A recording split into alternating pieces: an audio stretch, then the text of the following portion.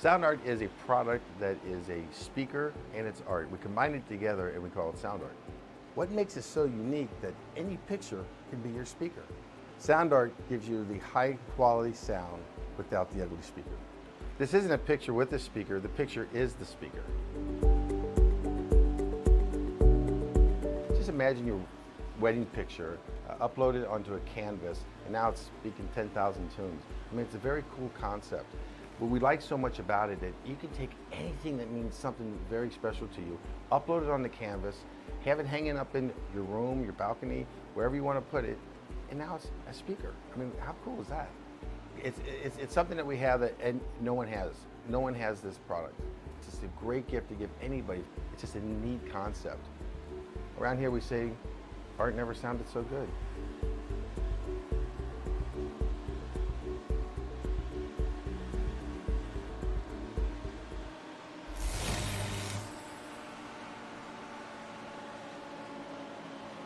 After months of quarantine, we're all interested in how we can become our best self. The team at Permanent Makeup and Cryo is here to help you get the flawless makeup look every day without the extra effort or time. When it comes to your appearance, you deserve the best care that money can buy.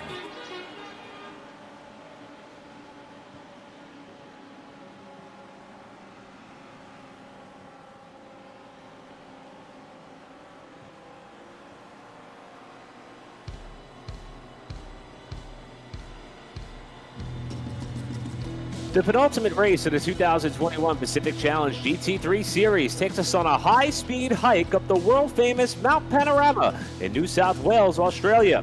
The newest addition to the schedule has upped the level of intensity as we wind down an already fierce championship fight.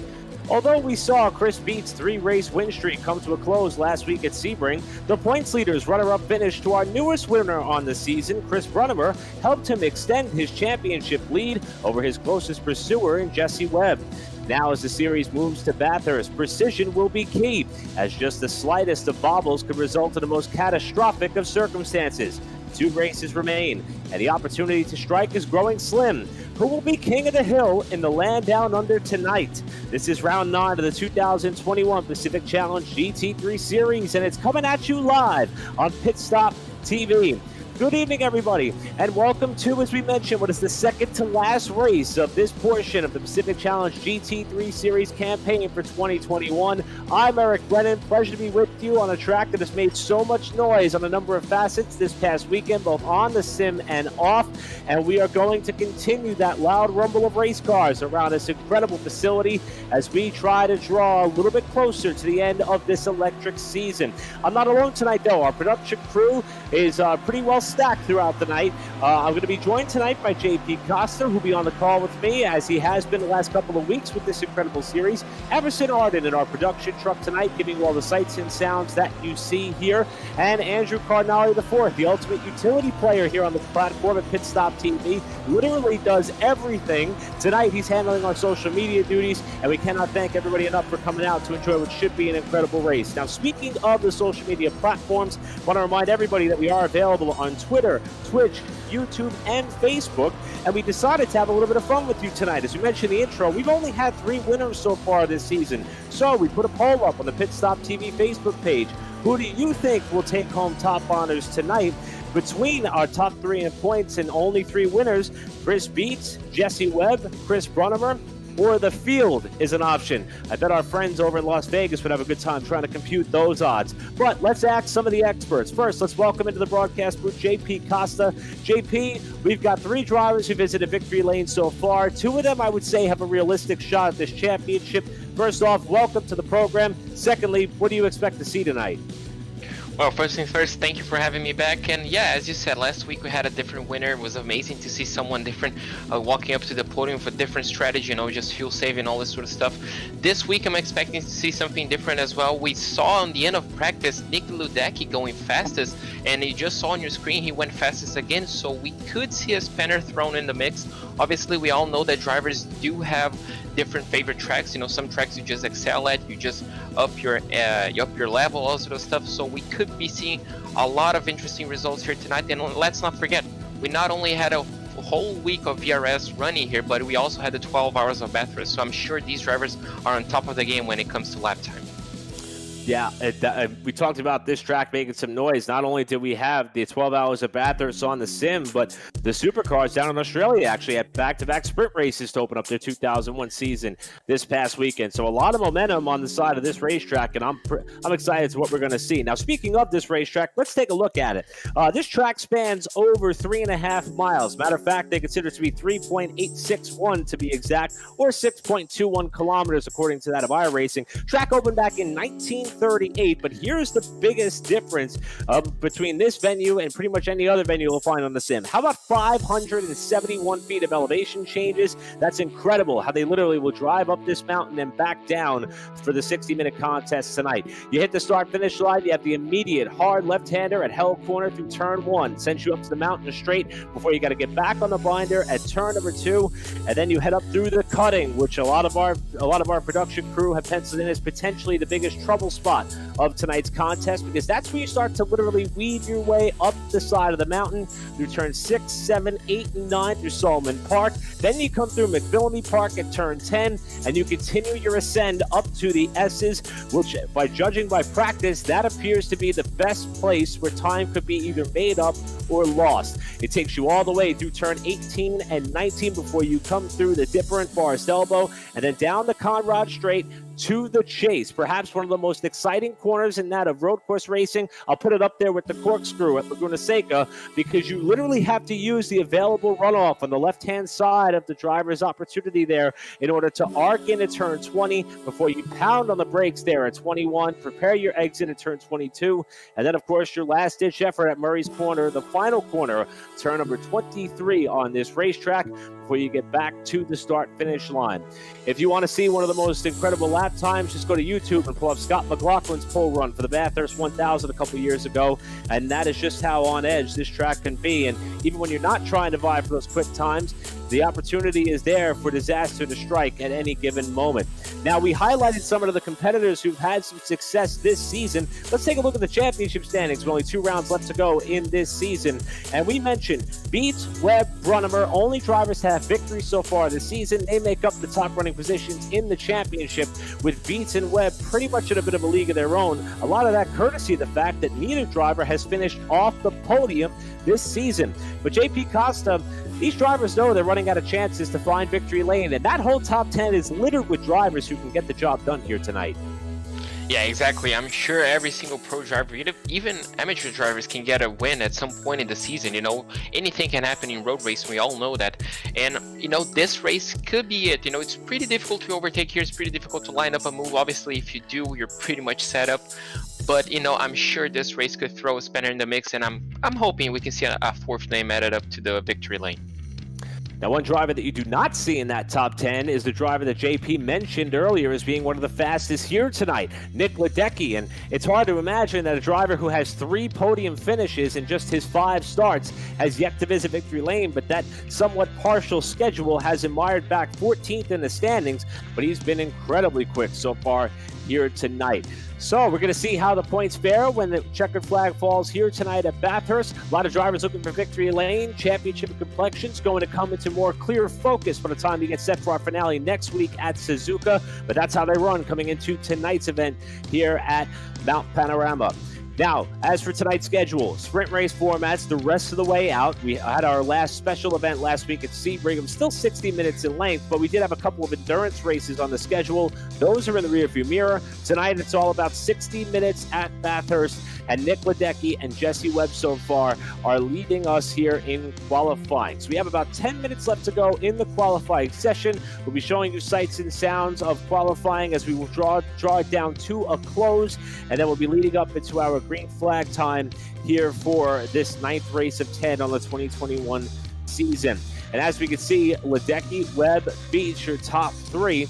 And as we were coming into the season, our very own Trey Shuttlesworth put together a preseason press release to kind of highlight some of the drivers to watch coming into this very competitive and well-structured and organized campaign. And those were the 3 names that he penciled in to keep an eye on, and you could see why. But there are a number of other drivers who have improved on their season as we have run. And I'll throw Trevor Anderson into that mix. He's a driver who you saw on our points tally earlier, 6th in championship standings, but the results have gotten more consistent, minus the fact he was swept up in an early crash at Sebring 1 week ago. You're on board with him now, and I would put Trevor, JP Costa, I would put Trevor's name up there as somebody who could perhaps play the role of a spoiler tonight. May not be on everybody's radar, but as you can tell just by the layout of this racetrack, there could be a lot of variables, and we're pretty much 1 car away or 1 mistake away, as Anderson has a pretty significant wiggle there, from seeing this race kind of get thrown a little bit sideways, no pun intended, because of how narrow this racing facility really is. Yeah, exactly. You know, and as you said, Trevor could throw a spanner in the mix, could be a surprise, not for the win, as Chris Brunnemer now goes fast, as, you know, drops Nick Ledecky down to 2nd place, but not only for the win, but also for the championship, because as you mentioned, there are only 30 points separating Chris Beats and Jesse Webb, and they're only separated by 1 position in qualifying. Ooh, as we can see now, Nick Ledecky pushing the limits as he heads down to Skyline. And, you know, if Trevor Anderson can put his car between the 2 championship rivals, that could throw, you know, that could throw a mix. That could be something special to see, because obviously it's going to force an overtake from the driver, and it could be dangerous on this racetrack because, you know, you don't have a lot of spots to overtake. Sometimes you're quicker on the wrong part of the circuit, and that's just going to slow you down. Now, oftentimes, if you followed the series for a while, sometimes we would see a driver grab pole or set quick time by 2, 3, 4 tenths, half second maybe. Look at how tight it is right now amongst these front two. I mean, 27 thousandths of a second is the margin that we're looking at as far as the quick time that we're seeing. And Chris Brunnemer's got one thing on his side, momentum. I mean, he finally was able to break out of, I wouldn't call it a slump because the results were there. He pretty much finished in the top 10 in every single race this season, minus the season opener at Donington Park, where he was caught up in an early accident. So Brunnemer's no slouch by any stretch of the imagination, but sometimes it's hard to stay up there with some of the top two championship contenders when they're just racking up podiums. Brunnemer, though, as we mentioned, top 10s all the way through. As a matter of fact, most of those finishes were top 5, minus the 9th place run he had at the Nürburgring, where he also had a rebound from a bit of a mistake there. So Brunnemer's trying to close this season out as strong as he possibly can, and right now he has the edge over the competition by a pretty narrow margin. But one item we're going to focus on, his lap of record, 2 minutes, 4 seconds, .246. That's going to be an important number. It's going to matter here when qualifying starts to wind down, and we'll kind of have an idea of when these guys may be on their last lap. It's also going to matter a little bit later on tonight, though, when we start planning the all-important pit stops and when the white flag may come out. And JP, pit strategy has truly been one of the biggest deciding factors in these races all season long, and I expect tonight to be no different.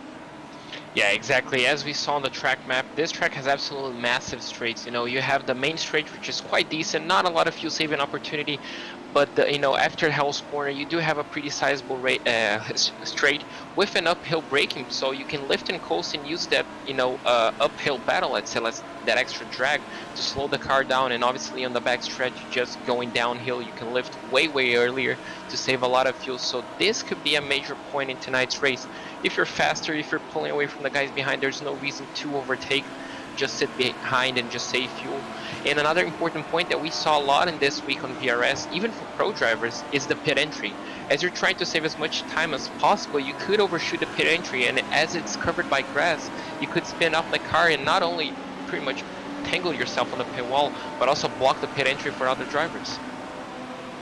And that's a great point, and I think it also helps lead us into what our next variable for the night may be, lap traffic. Now, this is an incredibly competitive and deeply talented field. As a matter of fact, of the 24 cars that have taken time in this session, they're separated by just a little bit over 4.5 seconds, which at a track like Mount Panorama and Bathurst, that's a relatively wide range for a track that could be as difficult as here.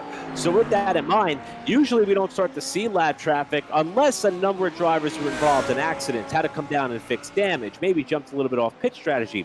But when that happens, and in a 60-minute contest at a track like here, you can expect it to happen at some point, there's not a lot of opportunity to get out of the way if you're having a bad day. So that, too, is going to play a huge role in who comes out on top and how this thing winds down. And we're going to be keeping that in mind all throughout our coverage of tonight's racing action.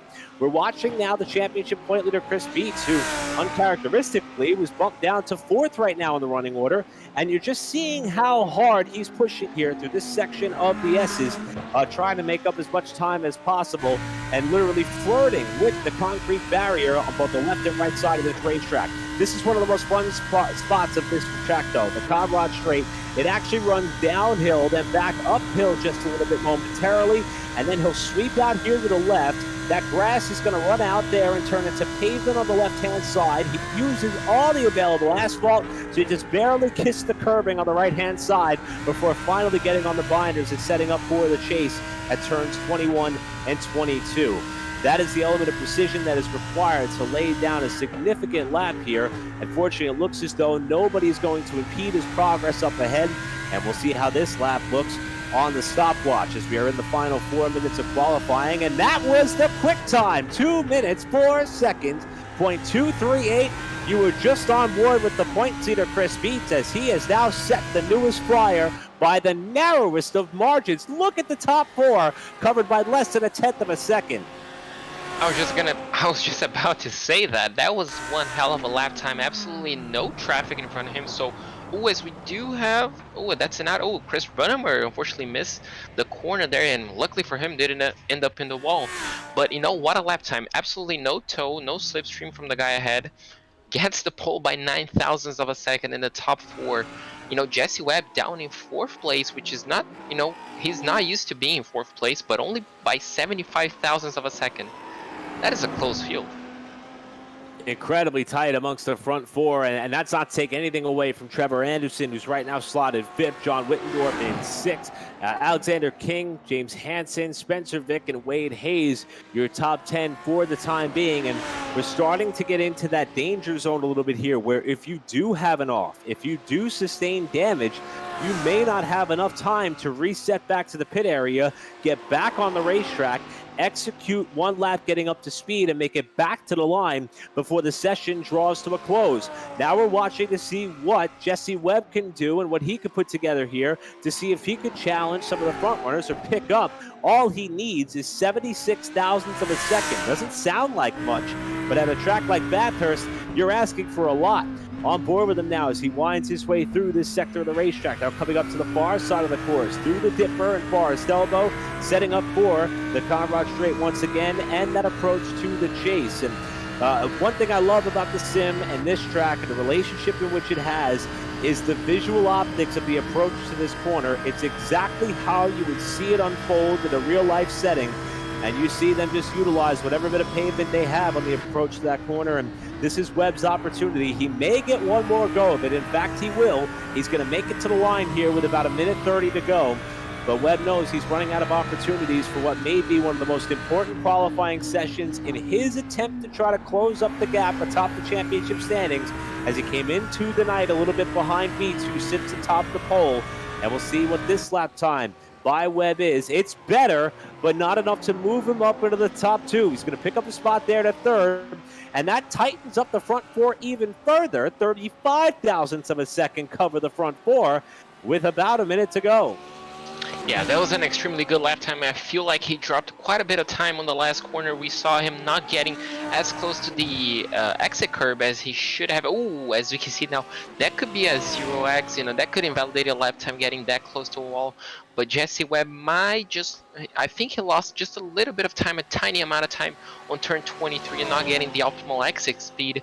But now we're going to have to see what Nick Ledecky can do. If he can throw, you know, if he can get back on pole. He was the fastest one in practice. Can he go again fastest on qualifying as he heads down now into turn 21? Absolutely not hitting the sausage curb, hitting the exit curb beautifully, throwing the car out wide onto turn 22. And as he head into the final corner, turn 23, sorry, Murray's corner, is he gonna nail that corner? Oh, he goes a bit wide on entry on mid-corner. Now, is that gonna cost him pole? Ooh, looks like he did. Yeah, he didn't improve, so could have thrown away on the last corner, but looks like he has enough time for another lap. Good news for Ledecky. He got to the line with about 14 seconds to go. Look at Chris Beats nearly kissing the concrete. That was incredible. He is on the edge trying to improve on his clip rack lap of record, and we'll see if he's going to be able to do that. This will be his last shot. He's trying to better a 2-minute 4.237 lap time that he had set just a couple of laps ago, and you can see he is on the razor's edge. It is now Beats winding his way down the far side of the track, and he got the wall hard that time. That's going to be it. He's going to pull over to the side and retire. He will have to rest his laurels on the lap of record that he had set 2 laps ago, while some of the competition remains in chase, and a couple of drivers here trying to pick positions up into the top 10. Here's Ryan Coulter, a driver who we have yet to talk about. He's currently 1 spot out of the top 15. He's 16th as they run, trying to move that Audi up into the top 10, if at all possible, as we work the last couple of minutes of qualifying, and you can see just how hard these guys are pushing. We just saw how easy it is to make a mistake, you know, just out of turn 18. We thought it was pretty much settled and just carrying a bit too much speed, and that's how easy it goes. And that concrete wall is not going to be moving anytime soon. That's going to be a major suspension damage if you do hit it on the race. But, you know, we just saw how easy it can be. Even the pole sitter can do that. As now we can see now Christian Gerges. Can he improve on his lap time? It looks like he overshot a bit of turn 23. People trying to get as much time as possible. Now, does he improve? I'm not pretty sure if he did. Looks like that is not going to be the case, and that may do it. That was the last car to come to the line to take time. So it looks as though Chris beats the points leader. When you're hot, you're hot. He may not have gone to victory lane last week, had to settle for second at Sebring, but the run that he has been on ever since he started the season, no finish worse than second. And it looks as though that he has claimed top honors here in qualifying here at Bathurst for our second to last race of the 2021 season for the Pacific Challenge GT3 Series over last week's winner, Chris Brunnemer, Jesse Webb, Nick Ledecky, and Trevor Anderson. We're going to wait for the field to slot into formation on the main straightaway, and we will get set before we have our starting grid in hand. Still got about 50 seconds left to go before the session turns the page and moves on over to that starting lineup. But, JP, it's Chris Beets who strikes first blood here in Bathurst. Yeah, I mean, that was kind of a surprise. We expected him to be on top, but after qualifying, after seeing Chris Brunnemer's lap time, I wasn't expecting to see someone beating it again. And, well, he did. I guess that's why he's on top of the championship. And that's, that's a championship. That could be a championship winning position right there. Might be the championship caliber drive that Beets looks back on and kind of credits as far as what could be his first step towards a championship effort. And I say that in terms of this has been one of the most competitive sim series that I've ever not only been a part of, but watched from start to finish. And the proof is right there in qualifying just how tight these drivers were when they came to the line to settle it amongst those front four. And for Beets to be able to edge out the field, even by such a narrow margin on a track as tough as Bathurst, that may be what he credits as the turning point in this championship. But we still got 60 minutes to go in this race. Here's your starting lineup for tonight's event with Beets on pole outside last week's winner, Chris Brunnemer, trying to go back-to-back after coming up at 9 thousandths of a second short in the time trial session. It's going to be Brunnemer outside pole. We'll take you back now to row number 2, where the championship combatant Jesse Webb lines up third, just behind Chris Beets, who starts on pole. It's going to be Webb third, outside Nick Ledecky, his 6th race of the season, looking to add another podium to the list of accomplishments this year. He'll start in 4th. Back to row number 3 in the 5th spot is where you're going to find Trevor Anderson, has been improving the last few weeks, and Jimmy Allen with a spectacular qualifying run in 6th. Row 4 on the inside is where you're going to find in the 7th spot a driver who's been quick all season long, John Whitendorf in car 24, and Alexander King also was running top 10 in the championship standings throughout most of the season. He's 19th in the standings now, looking to improve on that with Hansen and Spencer Vick rounding out your top 10. Starting off in P11 on the inside lane, we're going to have Wade Hayes in the number 83, and right alongside of him, Curtis Jones on 12th place, rounding the outside on the number 9. On Mikael Ruderbusch, a disappointing qualifying session for the driver, the number 22, is going to be starting off in 13th place, right alongside Sven Hartmann on 14th place on the outside lane. On the inside lane, on 15th spot, we're going to have Corey Peters on the number 97, and right alongside him, Ryan Coulter on the number 110. Starting off in row number 9, we're going to have Gavin Cohn in the number 108, and right alongside him on the outside lane, we're going to have BC Voigt. Another disappointing qualifying session, I guess. Christian Gerges is going to be starting off in 19th place, and right alongside him on the outside lane in the 10th lane, we're going to have Mick Blue running off for top 20. David Flanagan comes into tonight's race second in amateur points, 16th overall. He's going to line up the 124 and 21st spot. John McClintock takes the 123 from the outside of row number 11 in 22nd spot. Patrick Herring is going to line up the 144 and 23rd. Outside is going to be the Miracle. Alan Roth, the fan club is going wild. They're going to be cheering him on from 24th position outside of row 12. And the last car to take time in the session and participate in the qualifying session was Randall Ayers, 25th, and George Tachek takes you back to 26th spot. The final car registered for tonight's contest, Jason Frisk, takes you through your 27-car field. Well, as the field rolls off for the parade and pace laps, we are going to get set to go racing here on what is going to be a thrilling night here at Mount Panorama. 2 races left to go in the season. 2 races left to go in the championship. 2 more opportunities for somebody to grab a win in what's been an incredible season for the Pacific Challenge GT3 Series. Chris Beets leads us to green, and we are underway from Mount Panorama, and the field rockets their way off to Hell Corner to turn 1, and they will nestle out single file amongst most of the top 10, and they will start their ascend up the hill for the first time. Looks like the top 4 is going to be exactly the same. Now the question is, Jesse Webb still in P3, as you can see now. Chris Berneman is not going to be trying to go around the outside. And the question is, how aggressive will Jesse Webb? You can see they're getting very close to the back end of Chris Berneman. Not close enough, maybe getting a little bit of a challenge from the driver of Nick Ledecky right behind him. But it looks like the top 4 and the rest of the grid is going to be going single file through turn 4, a major funnel point on this week's 12 hours. But looks like everybody's going to be going through there cleanly. Making their way up to that portion of the racetrack for the first time, and Beats doing everything he can to get well out in front, hoping that he has no trouble whatsoever. And you can see some of the elevation changes there from that overhead spot. Now it's up to Brunnemer to try to fend off the challenge. And one thing we've yet to talk about here is passing. Oh, trouble! A wreck behind him. Oh, that was was that just? No, that was Nick Ledecky. No, he just got loose out of turn 10, and that is pretty much the end of the race on lap 1. He just got loose out of turn 10, dipped the wheel onto the grass, and just came back straight into the concrete wall. Already on lap 1, that is disappointing. I'm in shock.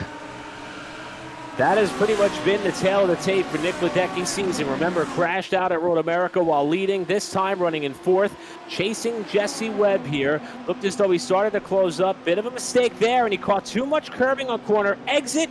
And wow, he also collected one of the BMWs in the field. That's a very narrow part of the racetrack. I believe that looks to be that of the 77 of Jimmy Allen after that spectacular qualifying run. So what a heartbreaker for Allen, who started 6th and was swept up in this accident. Wrong place, wrong time. Had absolutely nowhere to go. He had I guess, a fraction of a second to choose where he should go with his car, and unfortunately the Lamborghini just came back on the wrong part of the circuit and unfortunately collected him. But that is a disappointment. Our 4-car battle now turns into a 3-car battle, but looks like Chris Beats might just be getting away. No, he's only 3/10 ahead of him. The camera angle just not doing me any favors, but that's unfortunate for Nick. Could have been a race win. Maybe next time, maybe next week. And that incident involving that of Ledecky just kind of allowed the front 3 to drive off into the sunset. We're still working here this lap of competition, and the gap back to 4th to Trevor Anderson is about 3.2 seconds. Now we're looking at John Whitendorf, who's climbing his way back up the hill. He's running in the 5th spot. Got some minimal pressure from behind by James Hansen, Alexander King, Spencer Vick, Wade Hayes, and Corey Peters. Your top 10. Love this overhead shot because you can really see how far up the hill they are in fact climbing. As we mentioned earlier, 571-foot differential from the highest point of this racetrack to the lowest. That is a staggering amount of elevation change, and they are literally driving up the mountain on roadways which are traditionally used, but this venue is not used for racing purposes. It's actually used by civilians to get to where they have to go on Mount Panorama. A pretty spectacular thought when you think of it, but we all know this place is the host of not only one of the biggest supercar events of the season, also the Bathurst 12 hours, and so much more. Tonight, though, as we mentioned, playing host to the penultimate round of the championship, and we've already seen one of the quick time setters have some trouble. Still got 56 minutes left to go, but there's some great racing going on throughout the pack. Yeah, looks like the Ferrari just either had a bad exit or it might be, I'm pretty sure they're teammates, so they could be a bit of team orders going on. But I'm pretty sure the Ferrari just got a bad exit out of turn 19 and allowed the Audi to go. No point really in fighting that hard on the first 5 minutes of the racetrack. We saw what can happen when you don't fight. So imagine what could happen if you're going side by side through the chase. As Chris Brunnemer now sets the fastest lap time of the race, still chasing down Chris Beats. As you can see there, he's getting closer and closer. And last week we saw the same. We saw the top 3 just running away with the win essentially. And we saw the 3rd place driver, not the 2nd place, the 3rd place driver saving the most amount of fuel, the biggest amount of fuel, and then just jumping the top 2. So Jesse Webb could be thinking about last week's race and could be getting a smile on his face right now.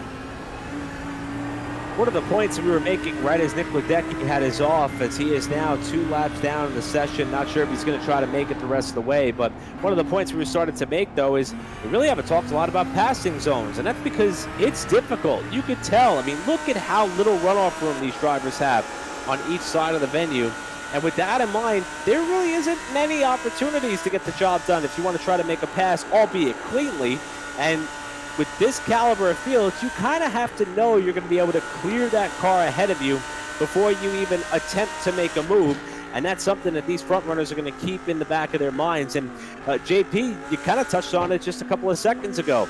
This is similar to what we saw last week, where passing at Sebring in these style of cars relatively difficult at times, and there's no sense in forcing the issue. We did see some spectacular overtakes a week ago, but at a track like Bathurst, you really cannot send it all the way in there unless you know for sure you got a chance to get that pass made. And these drivers appear to be willing to, at the very least for the time being, to play it a little bit cautiously and maybe wait to see how the pit strategy unfolds. But just as I say that, here comes Brunnemer. He's going to be looking to make the move here as they approach the chase. He's got the pass made before they hit the end of the straightaway, and he's going to be able to make that move. Well, I guess everything we just said about saving fuel just goes out of the window right now, because I honestly thought Chris was just going to stay back and just save a bit of fuel, but nope. Just absolutely send it down the inside of turn 20, going on the outside essentially of turn 21, and got the move done. That's, I guess, one of 4 overtaking opportunities that you do get on this racetrack, and he sure as hell he made an opportunity out of it and made it stick. And I think that also was our first bit of evidence of the power of the slipstream coming down the Conrad Straight. That's something else we're going to keep our eye on for the rest of the night. Here's Corey Peters, who talked openly about how much he enjoyed going back and watching some of these races, and he has a lot to enjoy. In fact, his performances have been very strong. He kicked off the season. Here's the battle for second. We're going to cut back up front, though. These are the top 2 in the championship running side by side. Webb was stuck on the outside as they came through what looked to be that of turn 2. Now coming through the cutting. This is where that infamous incident with Marcus Ambrose took place back in 2004 before he had his start in the stock car series. Obviously a difficult place to get a pass made, but not sure if Beats had a bobble, but Webb was up alongside in a precarious position, and it looks as though that he was going to back out of it, and these two will live to fight another day, but Brunnemer will extend the lead. Yeah, it's kind of interesting to see. Obviously 2 points can be touched. One, looks like Chris Beats might not have the race car he was expecting, I guess, on qualifying, because Brunnemer just came in, absolutely took him by storm on the back straight.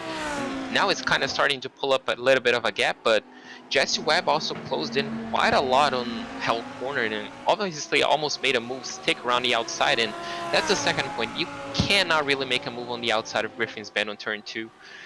That's one of the tricky, I guess, things about this circuit. If you just defend on the inside, you're just gonna have the position stick. But we're just gonna have to wait and see if Chris Beats has the car to keep up with Chris Brunnemer. Obviously now he's only 0.3 of a second behind, but where is this car quicker? Is he quicker on the infield on the mountain section where it's impossible to overtake, or is he quicker on the downhill main straight, full throttle section? Because if it is down here, he's on deep trouble because he's not going to be making that move stick. But if he is up there, he can try to defend, I guess, at least. You saw a little bit of that differential in approach to select corners as they came through the final turn there at Murray's Corner. You saw Beats get a little bit later there on the braking, close up to about a car length of Brunnemer. And then Brunnemer just pulled him off the corner. He obviously got back to the power a little bit quicker and was able to pull that gap back to what it is right now, about a half second. But even with that battle for the lead, even with that battle for second, they've still gapped Trevor Anderson by an additional second or so, as they did at the conclusion of lap number 2. So Anderson's still back to 4th, Whitendorf in 5th. And here's that gap back to Anderson, who's running by himself. No major pressure from behind. He can see the headlights off of Whitendorf's car. But right now, Anderson just minding his P's and Q's, trying to hit his marks. And we talked about some of the strong runs that many drivers have had. The best finish for Anderson thus far this season has been 7th twice. And believe it or not, it was the tightly packed street course at Detroit, which carries a little bit of similarities here to Mount Panorama. And the other one was at Imola, which, even though it's a Grand Prix layout, that too has a relatively narrow racing surface. So it seems as though the racetracks that we go to that offer a little bit of forgiveness as far as runoff area seems to play right into Trevor Anderson's favor. And he's holding down a solid 4th place finish here 10 minutes into this 60-minute event. Yeah, obviously, and he's doing pretty well. He has a nice, I guess, space shuttle livery. Looks like a NASA livery with the USA logo on it. Looks pretty cool on the Lamborghini, but obviously John Winterdorf looks like he's catching him slowly but surely. He's pulling up that gap. Could be a difference in 2.0, as we do have the 97 of Corey Peters. Is that on the S's?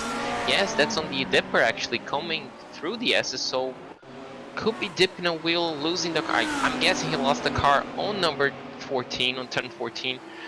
That's my guess on the S's. It's just as he dips the wheel, and we're just going to be seeing here on the replay.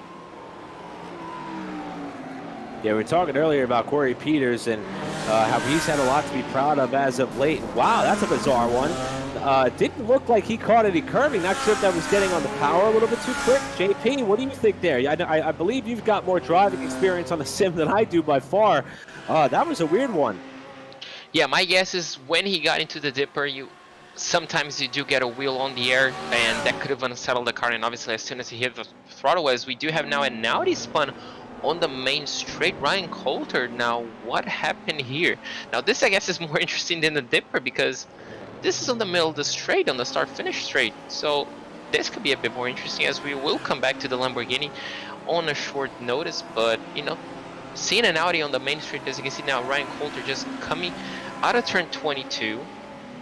His car's completely fine. He's going to be trying to make a move down into turn 23. He looks down the inside. He doesn't think any of it.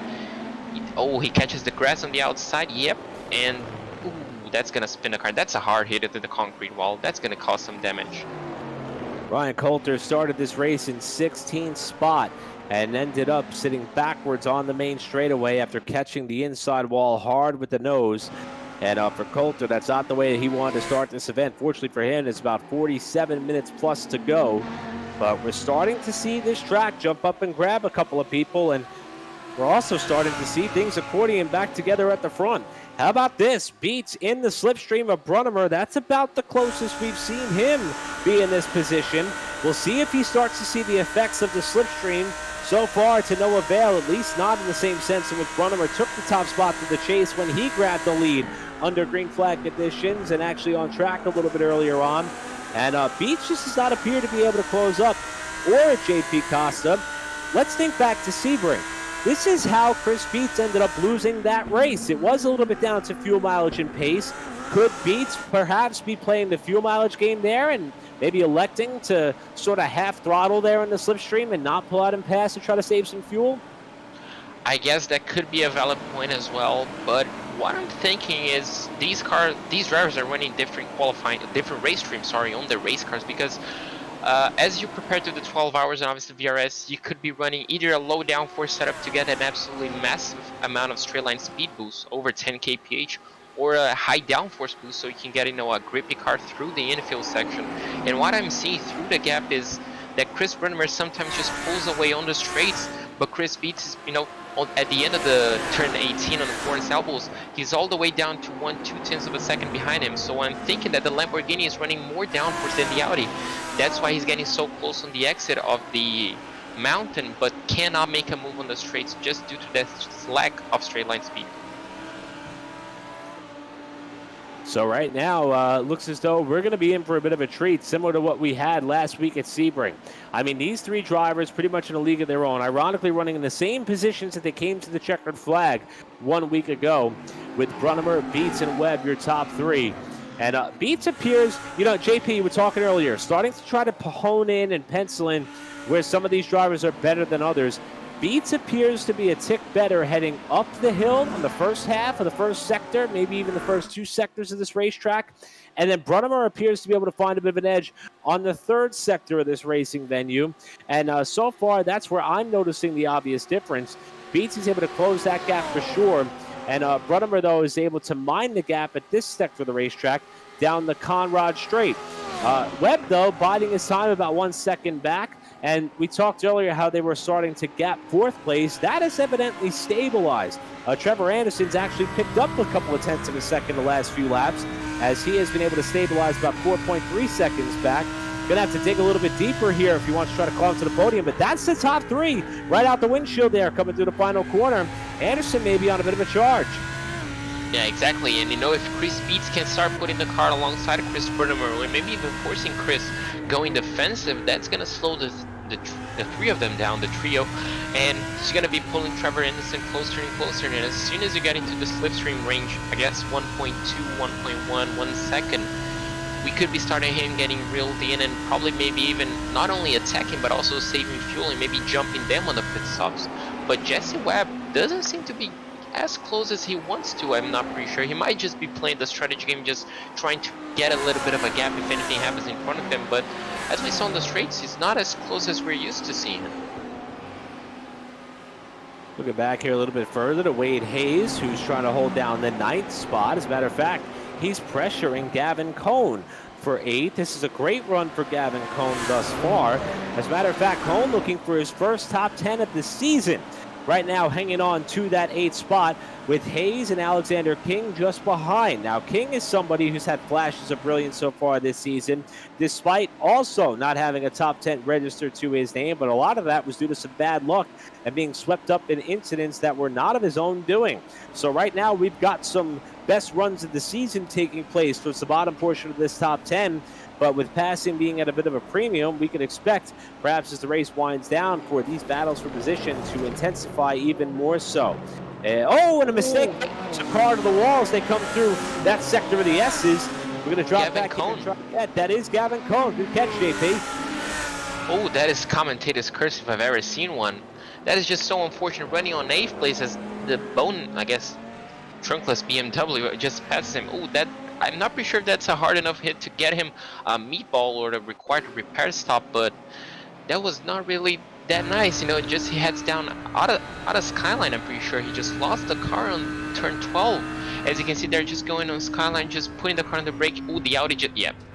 That's Audi doing Audi type things. Ooh, that's a big hit. Yeah, that's definitely going to be a meatball. So as you can see, just as soon as he touched the brakes, just I guess on the compression, the car just got light, just got away from him. There's absolutely no recovering that. As soon as he got into the curb, just shot himself into the concrete wall. That's kind of unfortunate for Gavin. I've been on a bit of a run as far as commentator curses, so I will be sending my apologies to Gavin a little bit later on tonight. But I will say, you got to peek there into the mindset of what goes through some of these drivers when they do have a bit of a mistake or a misfortune, have some of those narrow parts of the racetrack, like the Skyline or the S's. You see Gavin electing to head to the pit lane for service, something in which Jimmy Allen did not do. You also see major damage there to Jason Frisk, who started shotgun on the field. He apparently was caught up in an incident earlier tonight as well. But you saw a little bit of driver's etiquette come into play. Once Gavin Cohn had his off and caught the wall, it appeared that he was patiently trying to wait until he was assured that he had some clear running room to fall back in line and then start to slowly, gradually uptick the pace and see just how much damage he sustained by that contact with the concrete. Obviously, it was enough for him to come down to the pit lane, but an unfortunate turn of events for Gavin Cohn, as we mentioned, was searching for his first top 10 of the season, but his element of consistency and constant competitive nature has him just outside the top 20 in points. However, hopefully, with so much racing left to go, he could pick up a few more spots as we hone in now on the top 3 yet again, as we are approaching the 1/3 distance mark in this event. I'm not pretty sure if the viewers caught it, but I'm not pretty sure if Jesse Webb is I'm pretty sure he's having trouble with the car, because as soon as he was heading out of turn 9, his car got extremely loose on the curb. He just got all sorts of tangles, getting a loose rear end. As soon as he heads out of turn 18, out of Forest Elbow, he also got quite loose, so he could be having trouble with the tires, you know, with the car itself. The setup might not be, you know, with the conditions, but, you know, he's not as close as we saw him last week, not applying a lot of pressure, maybe just due to his strategy. Could have worked for him during the week, but not something we're used to seeing from Jesse Webb. Yeah, and you know, we got to talk to Jesse a couple of weeks back, and he was a little bit dejected, I would say, with the back-to-back third-place finishes, which I think we would all agree that if we were able to say that we finished third to this caliber of a field at the Nürburgring, at Sebring, and even at a track like Mount Panorama, I think I would be pretty satisfied. But for somebody like Webb, who has been so successful, particularly to start the season, I mean, we talked about the number of wins. He has 3 on the season, and they came at very difficult venues. He kicked off the season opener at Donington with a victory. He won at Spa. Then he went on to have he won at Detroit. Then he won at Spa. So even more impressive there after winning on the street circuit, which we knew would be a bit of a wild card. So for Webb, knowing that he's already shown that level of pace on numerous occasions, to constantly be edged out on the facet in which he has been by that of a Chris Beets, you know, for Webb at some point, that could be all that it takes for a young driver to unravel, and he has not done that at all. he's been right there with the front runners.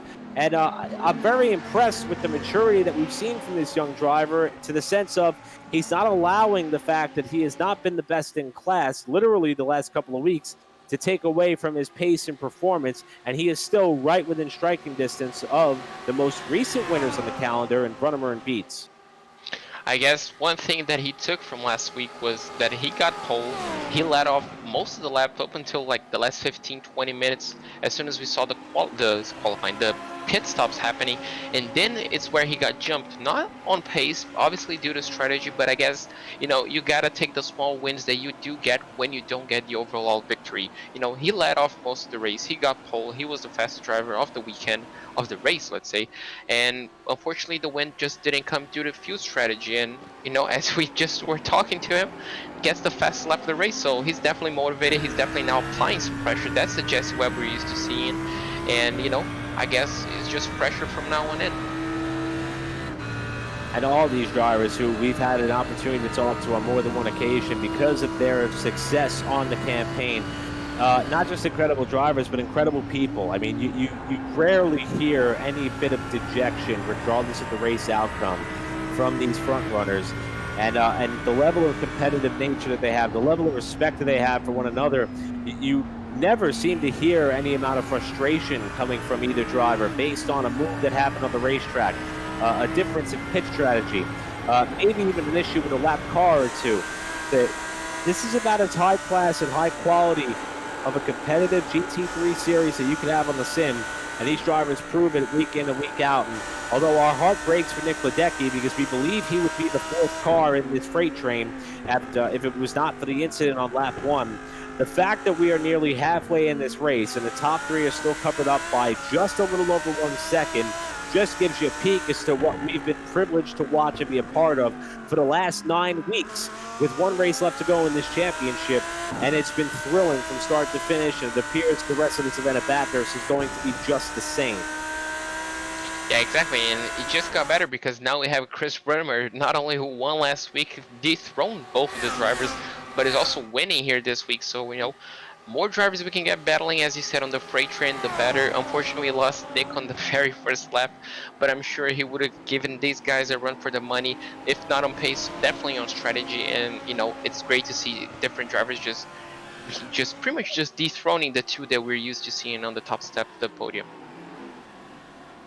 And while we're singing praise to these front runners, I mean, you are able. Let's drop back here and just take a look at some of the other battles that are happening throughout the pack. This is just outside the top 10 with Sven Hartman. And he's somebody who, when we talk about amateur driver and pro driver, the points are scored in the same fashion. However, the drivers are classified into 2 different categories, pros and amateurs, and it's strictly based off of I rating. Now, the overall point standings are the same, but the prize packages that are provided by the series, there are some additional incentives for each class. So being that we are now 1.5 races till we crown a champion, the pro classes are going to get $85. First place is going to get $85 and 3 liveries from Sarah Rad, who unfortunately is not in the field tonight, but Sarah Rad, not only a competitor, but a huge supporter of the series. First place, $85 and 3 liveries from Sarah Rab, as it looks as though that we have David Flanagan making a pit stop. Second place, going to get $65 in cash. Third place, $40 in cash. Now we're up to the amateur class, which coming into tonight, it was Christian Gergis. Oh, and we have a spin. That's Alexander King, who was running in the top 10, and he has a problem in what looks to be that of turn number 2. Yeah, exactly. He was just battling for P9 with Sven Hartman, who we were just talking about. And as we do have Chris Brunnemer as well.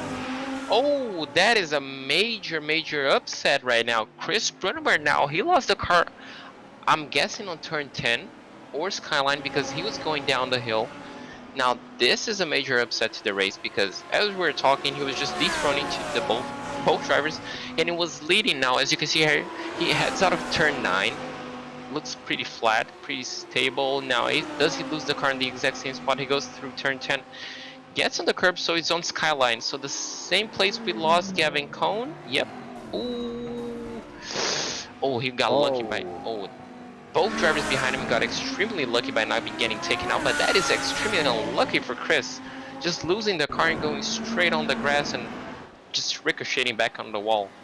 Chris Beats' life and championship hopes flashed before his eyes with that incident. He was so close to being taken out in that crash. We're going to look and see what happened to Alexander King. He had some help. Turn number 2, perhaps not the best opportunity to make a pass, and he got tagged there by the car coming by. Alexander King, though, then noses it into the wall and has to wait for the field to get by before he can throw it in reverse and safely rejoin the pack. But Chris Beats was perhaps inches away from disaster in this championship as Brunnemer binned it in the fence, and now it looks as though Alan Roth has had a crash. So we are having a series of unfortunate events starting to plague drivers all throughout this field, literally from top to bottom, and Roth is the latest victim of this incredibly difficult venue. And that's the third Audi we're seeing getting lost on Skyline, on the S's and on the Dipper, essentially. So, not being the kindest corners as you can see. Ooh, he just lost it on the Dipper itself. So, he may have been lucky enough not to hit the wall on the inside, but he definitely hit the wall on the outside. It was just pretty much wall running down into turn 15, essentially. So, kind of interesting to see that all 3 cars that kind of lost it on that section of the racetrack, all 3 of them were Audis. So we have a new picture at the front of the pack, and just to give you an idea of how much time was lost while trying to avoid the crashing car, Trevor Anderson has cut the margin down to 2 seconds in third. Remember, he was 4.5 seconds back.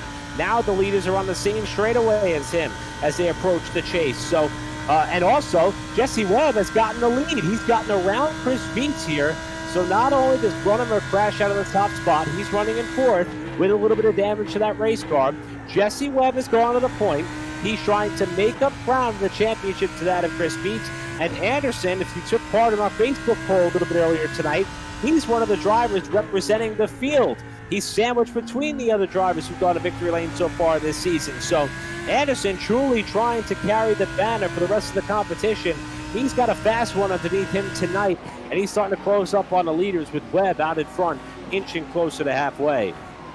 So if I'm not pretty sure how the overtake happened, but you know, if the theory is right, looks like either Chris Beats has some damage to the car that is affecting his straight line speed, or the Audis are just running low downforce setups that are just allowing them to pass the Lamborghini with ease on the main straight, because now we're gonna have to wait and see. The gap is 6 to 8 tenths of a second. We're just gonna have to wait and see all the way as they head out of Forest Elbow to see if the gap closes, so we can kind of confirm the Lamborghini is just running higher downforce. But Jesse Webb spent pretty much half the race just fuel saving. He's on a pretty good spot on the pit stops. You know, he's probably just gonna be, even if he just stays behind ahead of now, he's just gonna be fuel saving and can just pretty much just jump Chris Beats or avoid the undercut by Chris Beats right now, and he could be on his way back to victory lane. So all that shuffling has really thrown a wrench into our top 10. Webb there with a big slide, it looked like. Webb, Beats, Anderson, your top 3. They're your podium for the time being. John Whitendorf 4th. Chris Brunnemer, who is the early leader, in 5th, but major damage to last week's winner's car as he tries to hold down the final spot on the top 5. Spencer Vick, we were talking earlier about amateur points. Spencer Vick, 4th in amateur point standings, is right now the highest running amateur in the field, ahead of James Hansen and Curtis Jones. Sven Hartman and Jimmy Allen, your top 10. Remember, Allen was involved in a crash after qualifying 6th. He was caught up in the wreck early with Nick Ledecky, sustained heavy front-end damage, has remained on the racetrack, and is rounding out your top 10 for the time being as we approach halfway. And it looks as though Allen there just had another moment while chasing down Sven Hartman and almost got into the wall again. So Allen continuing to make it through these circumstances despite the obvious damage to the front end of that car, and still holding down the last spot in the top 10. But we're starting to inch closer towards the question of when will pit strategy play a role in the outcome of this race, and when perhaps lap traffic may be a bit of a factor. As you can see now, pretty much the last cars that are pretty much running are 1 minute and 43 behind the leaders. So the leaders have technically, I'd say, at least 20-second gap to the last place car on the racetrack. So, you know, as soon as you get closer and closer to those cars, you're just going to be thinking about probably dipping into the pits, because if you catch them on the main straights, you're going to be fine. You're just going to be cruising alongside of them. But if you catch them on this part of the racetrack, there's pretty much nowhere that the guy can go and not make you both lose time, if not just risking a crash. So you might as well just sit behind him through the whole mountain section, all the way down to Forest Elbows. So it's gonna be interesting to see if you risk just catching the guy on the wrong part of the circuit, or you just dip yourself on pit road and just get it done with. Well, while things appear to have settled down, at least for the time being, let's go back momentarily and talk about some of the prizes that these drivers are racing for, especially considering the fact we've highlighted pro and amateur drivers in the championship. We're watching a pair of pros duke it out, not only for the race win potentially, but also for the championship. As you mentioned, they're racing for $85 and 3 liveries from Sarah Rabb for the champion in first place, $65 for our runner-up, and $40 for third place. For the amateurs, $30 gift card and 3 liveries from Sarah Rabb, who I want to thank Andrew Cardinale IV for reminding me that Sarah Rabb is actually recovering from some surgery. So that's why we have not seen Sarah in competition the last couple of weeks. Sarah, we miss you on track. We hope you're doing well. Best wishes to you on a speedy recovery. Fingers crossed that we have you out at Suzuka for our finale next week. But thank you so much for all that you're doing for these drivers and this series, of which include our first place finisher in the amateur class, 3 liveries for Sarah Rabb and a $30 gift card. Second place, $20 gift card to the PSRC web store, and a $10 gift card is going to third place in the amateur standings, again to the Pacific Challenge RC web store. The remaining finishers, 4th through 21st, going to get 10 of which will be eligible for a couple of raffles for $9, as we see Brunnemer coming on the pit lane. This may be a scheduled stop for fuel, and they'll have additional raffles for 22nd through 44th. And there are season prizes available: most improved, most positions gained, and cleanest driver, all of which are going to receive a livery from Tam Livery, another proud sponsor of the Pacific Challenge GT3 Series. And of course, we want to offer additional thanks to Benke Cinematography, who is also another proud partner of the Pacific Challenge GT3 Series for 2021. So JP, the pit window appears to be open. Not sure if Brunnemer elected to come down to try to fix some of that damage, being that he was losing so much time, or if this is in fact a fuel play. I guess we're going to find out soon. Top 2 still covered up by about a car length. Anderson not that far behind in third there, 2 seconds back. We're starting to get into that pay window opening up just a little bit, but there's one pit stop that remains between now and the checkered flag. Yeah, exactly. And talking about the front two, I'm all up for it, just applying as much pressure as possible. But if Jesse Webb just happens to click to touch the smallest wall on the circuit and happens to come back on the circuit, Chris Beats is going to be getting in on the right. So obviously they both have to be extremely careful, and now Trevor Anderson gets only 1.5 behind Chris Beats. So could be a mistake from both of the drivers ahead. Could be Trevor Anderson just pulling up the pace. Hopefully we can see Trevor just pulling alongside, but Chris Beats definitely wants to fulfill Jesse Webb's mirror at this point in time, and just applying as much pressure as he can to try and force the guy ahead of him to make a mistake. It worked with one Chris. Now, can Jesse make a mistake too? I doubt it, but you never know. It's Bathurst. We saw drivers making mistakes on pole laps and on race pace. You have to wonder, as we ride on board with Trevor Anderson, who's continuing to close up that gap a little bit to the front runners. You see the margin there to Chris Beats, the runner-up, starting to come down a little bit under braking through Hell Corner for the first time.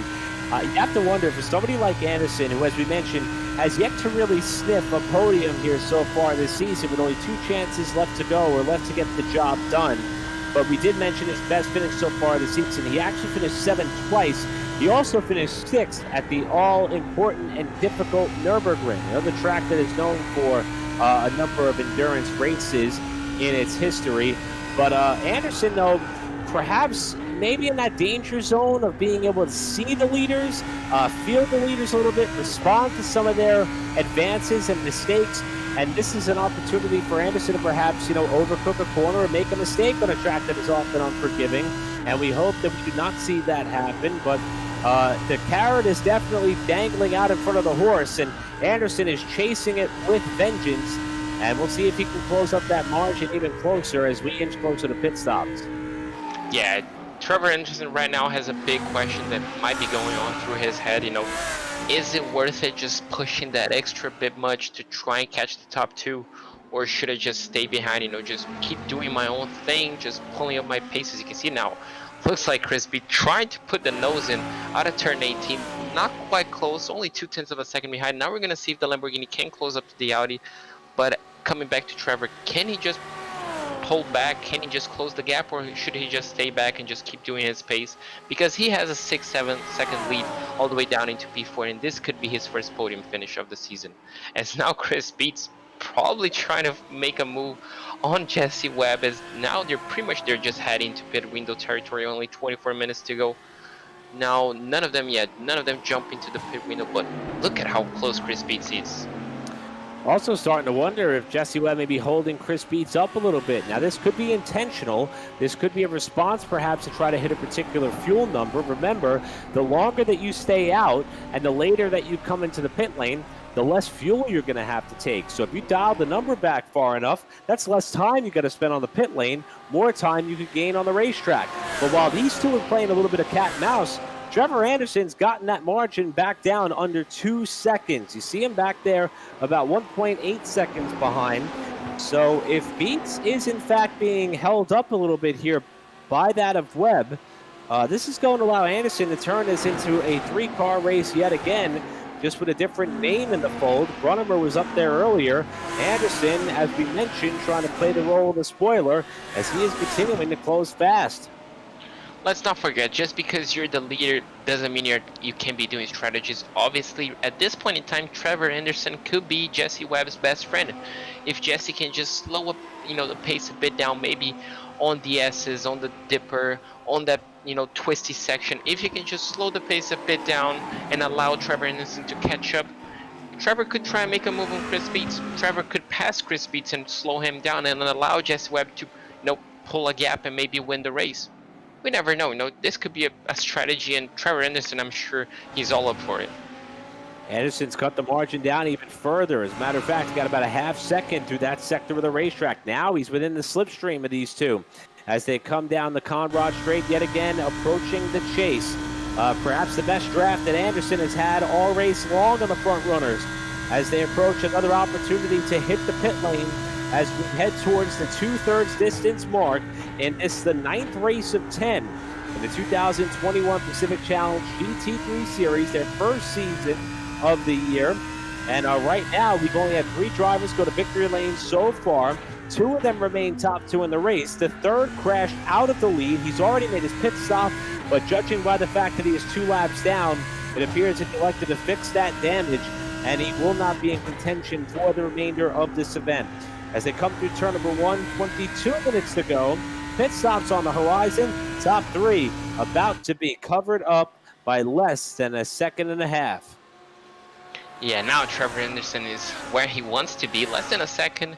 1.3 at this one. Looks like he got a bad exit out of Hell's Corner, but just on the slipstream, just getting pulled in to that battle, maybe allowing himself to maybe save a bit of fuel. I'm not confident he's going to be saving enough with only 21 minutes left. Just I guess a handful of laps before the pit window.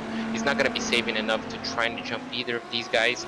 But he just could be upsetting one of them. He just could be upsetting the race result itself. We never know. This is definitely going to become a very, very interesting last 20 minutes of this race. So we are awaiting the opportunity for the front runners to come down the pit lane. Remember, that was one of the deciding factors at Sebring a week ago. But Beats is applying heavy pressure. This is where Brunnemer had his big off earlier while leading. You can almost hear how much these drivers are attacking the corners there on that sector of the racetrack.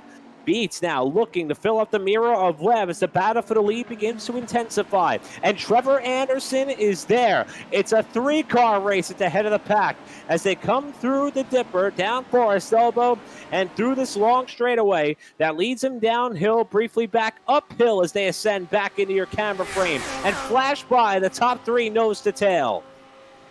Absolutely nothing separating the top 3 now. Is Trevor Anderson. It looks like he's a bit close. Not close enough for a dive, but can he get close enough to try and make a move with Chris Beats? Now, if he does, will he make a move or he just stay back? No. Are any of these guys going to try to make a move on pit road? No. Looks like they're going to be going at the exact same time as pressure still piles on Jesse Webb. We've seen that he does not crack under pressure. Now, Chris Beats obviously not only has to worry about Jesse Webb in front of him, but also has to worry about Trevor Anderson behind him. Now, Obviously, the questions are the same. Will he make a move? Will he try to take my position? Will he dive down the inside? Now, all these questions start going through your mind, and they could be affecting your performance on the racetrack. In the most respectful of ways, we'll draw a bit of a parallel here to any form of professional sports. There are a number of people who watch certain events and cheer for the underdog. If you're looking for an underdog in this fight, Trevor Anderson is your driver. The top two, up until 1 week ago, won every race in this series. The only exception coming into tonight's event was that of Chris Brunnemer, who was leading when he had his misfortune.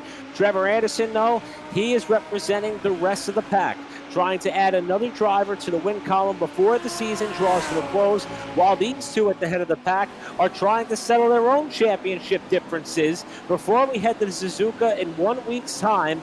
And they also want to have the bragging rights as the king of the hill here at Mount Panorama. And you can see just how close these two are running, with Anderson trying to bide his time there in third spot. Anderson comes into the night 6th in points with a slew of top 10 finishes, but no podiums. The top two have never finished off the podium in the 8 rounds we've contested thus far. That's your storyline. Oh yeah, and there is one pit stop still to go. So much yet to unfold in 18 and a half minutes, but this is your top 3 as we are more than 2/3 through this race, and there is still so much to be decided. Chris Beats Lamborghini just seems so much better on the mountain itself, on the twisty section. As we do have a very, very beat up Audi of James Hansen. Now that car looks like it got through a bit of a damage. Now, do I question, is it on Skyline again? Is it going to be the 4th Audi on the same part of the circuit? No.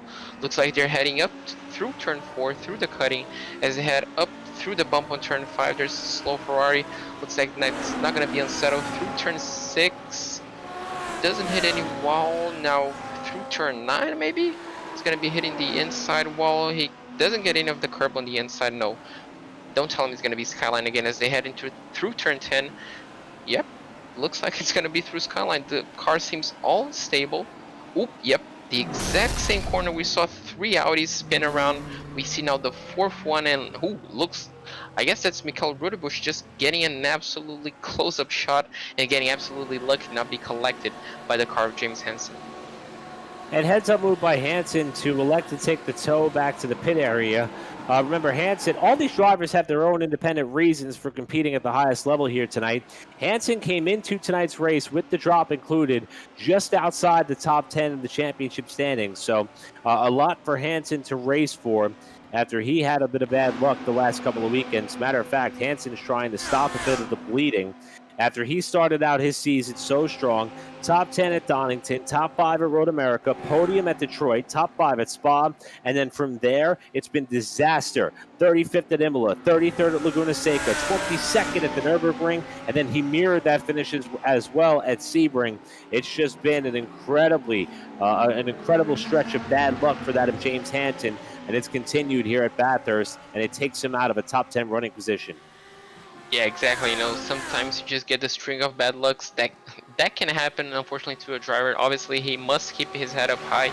He was running quite well on today's race. Unfortunately for him, the Audi bad luck strikes again now. As we're gonna see a move for the lead, Jesse Webb going defensive as they head into the chase. He's not going to be close enough. No, Chris Beats not going to be pulling on the outside, but that's kind of interesting. First time we've seen the Lamborghini trying to make a move now. Looks like Jesse Webb might be heading to pit run. No, he's just going defensive on the final corner as he closes now the door.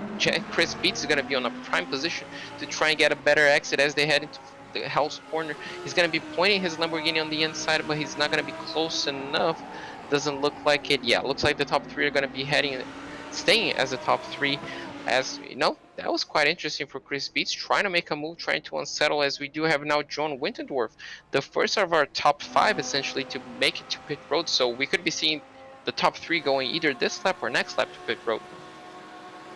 Coming up on about 15 minutes to go, and this is your top 3 in this race. And if I'm Jesse Webb, I unfortunately hate to bring this up for his sake, especially because he's such a great guy to talk to, as we see a couple more drivers within the top 10, like that of Spencer Vick, following John Whitendorf onto the pit lane. Jimmy Allen, first time we've seen him on the pit lane since he had the accident on lap number 1. But I hate to bring this up because of the fact that it was a bit of a heartbreaker, but if you think back to that of Imola, where Jesse Webb and Chris Beets were virtually inseparable throughout the final laps of that race.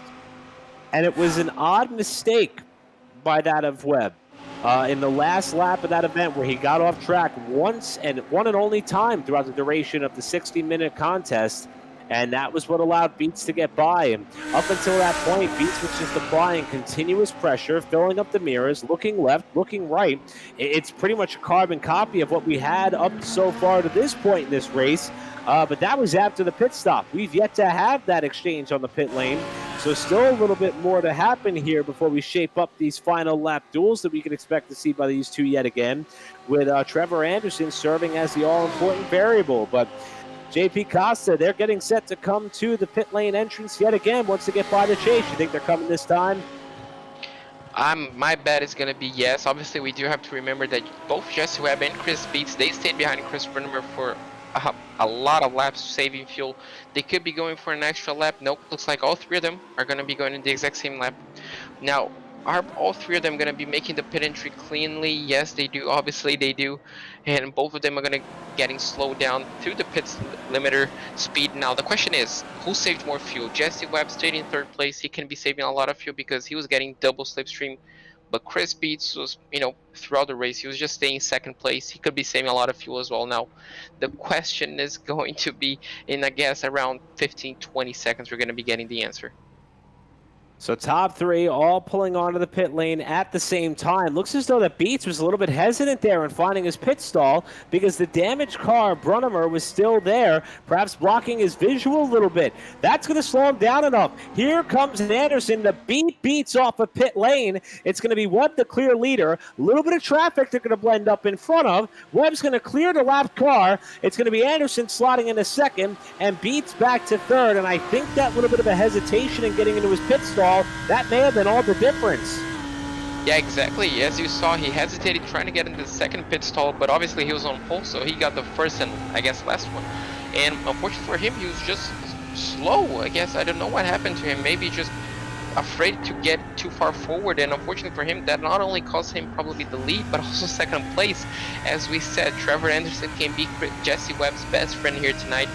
And he's just being, obviously, he probably not going to have the pace to challenge Jesse Webb, not going to push enough, but he's ahead of Chris Beets, and Chris Beets finishing third is major points gain for Jesse Webb on his quest for the championship. How motivated is Trevor Anderson? That is the question. And was the pace that we saw from Jesse Webb earlier, was it legitimate? I mean, was he definitely trying to conserve some fuel and maybe backing the pace up a little bit to allow Anderson to close up on Beets and give him a little bit of pressure in the opposite direction? Or is Anderson really that fast? And is Webb, granted he's been solid tonight, but is Anderson a tick quicker? I think we're about to find out here because money time is coming. And you see now Anderson in the slipstream 1 second back, and it's Beets who is the big loser on the pit lane. Anderson's got a lot to gain. Webb has got a lot to lose as we close up on these final 11 and a half minutes. Now, one thing that it really surprises me that Trevor Anderson came back on the exact same gap he went into the pit lane. Now, he was running by himself the whole entire race, so he couldn't have saved enough fuel by his own and still kept the same lap time, could he? Because, we could be seeing a car running out of fuel in the final few laps because he not only jumped Chris Beets, who was behind someone the entire race, but also came pretty much on the same gap as Jesse Webb, who's also behind everybody. So, kind of interesting strategy from Trevor Anderson. Could pay off. He could be underfueling the car to try and stay on the slipstream and just save fuel, but if he's doing that, that's a risky strategy. Definitely a risky strategy for sure, and we're going to see how it all plays out here for these final 10 minutes or so. And look at what's happened to our top 10. Obviously, Webb, Anderson, Beets, your podium at the time being. John Whitendorf with a very quiet day so far in fourth spot. Remember, he was one of the first cars to come onto the pit lane, kind of riding in the catbird seat if something should happen with the front three. Maybe an opportunity for him to squeak out a bit of a podium finish here today. And how about Spencer Vick? The highest running amateur driver in the field right now. Granted, he is 27 seconds back from our race leaders, but Vick rounding out your top five. That would surely be one of the best runs that we have seen out of Spencer Vick here so far this season. In fact, it would improve on his sixth place finish that he had at the season opener at Donington Park. Curtis Jones, who we did not see compete at Sebring 1 week ago. The last time we did see Curtis Jones in competition was at the Nürburgring. He finished second. So Jones riding a little bit of, we'll call it fragmented momentum, even though he did not run at Sebring. As a matter of fact, he also didn't compete at the race of Laguna Seca before Nürburgring. So it seems like if Jones takes a week off, he comes back loaded for bear. He's running 6th for the time being. Sven Hartmann running in 7th. Jimmy Allen, despite the damage, in 8th. BC Voigt up into the top 10 for the first time tonight. And how about Mikkel Ruderbusch? There's a name that we have not called so far tonight. I think his approach has been to keep it clean and on track. It is working out in a big way for that of Ruderbusch, a driver who was voted as one of the cleanest drivers in the field the last time out in 2020. And for Ruderbusch, it was a name that we did not call upon after qualifying back in the 13th spot. He's currently rounding out your top 10 with 9 minutes to go. Yeah, extremely clean race from Ruderbusch. I guess sometimes you just want to be going under the radar. Obviously, clean race, not a single crash for him, not a single incident point that we know of.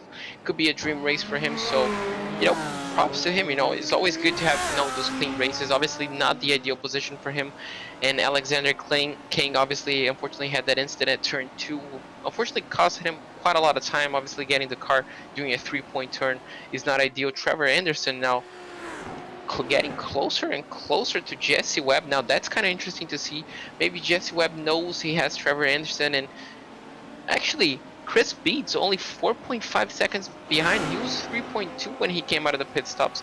So looks like Chris Beats might have lost a bit of time, or maybe just Trevor Anderson is just pulling up the streak and just pushing Jesse Webb to his limit. It also got me thinking, JP, is there a chance that maybe these guys played it a little bit too tight on the fuel fill? And maybe considering when the white flag comes out, is Beach trying to conserve a little bit of fuel maybe in case the top 2 were to run short? Or maybe, as we mentioned earlier, he could have sustained a little bit of damage in that incident involving Chris Brunnemer. Never got to see how close he got to the spinning car Brunnemer, but very uncharacteristic for Beats to, at the very least, not sustain the margin or mind the gap that he had up to these front 2. While these guys are really starting to pressure themselves, and we may have thought that Webb was going to drive off into the sunset and leave Anderson behind, but Anderson's not going anywhere, and he is starting to close up here right in the slipstream through the chase. You see the margin now down to half a second, with Anderson coming quickly. Correct me if I'm wrong, but I'm pretty sure Jesse Webb has not yet, defended against Trevor Anderson so far this season. So, he doesn't know what to expect. As you can see now, Trevor Anderson just getting a bit too deep under braking on turn on the last corner, but Jesse Webb has no idea what to expect as Trevor Anderson now, even after missing a bit of the apex on the last corner, gets the fastest lap of the race. So kind of turning the race on its head right now. Maybe just couldn't put a good lap time on qualifying, and unfortunately just got held back by the crash on lap 1. But looks like he has the pace to challenge Jesse Webb. I'm sure Jesse's not going to be liking it. I'm sure Jesse's going to be defending for his life, but that's really, really interesting to see. And obviously, if you're cheering for an underdog, that's your chance. That's the best chance we're going to see. It's hard to believe that in a series like this, that is as competitive as this, that we are talking about a driver who is 6th place in the championship as playing the role of the spoiler. It sounds a bit unheard of in most forms of professional motorsports, or even on sim racing for that matter. But because of the dominance that has been set forth by that of Chris Beats and Jesse Webb, that is why I believe JP and I are in absolute awe at the performance we're seeing tonight by that of Trevor Anderson, and it deserves all the accolades that we are passing on. And you can see him continue to close the gap now down to less than a car length out Webb for the race lead, with Beats off into the distance just a little bit in case something happens with the front 2. But Trevor Anderson is there. 5.5 minutes left to go as they come down the hill. Anderson using all the available racetrack he had at his disposal there through the exit of the dipper, and he's now in the slipstream on Webb for the lead.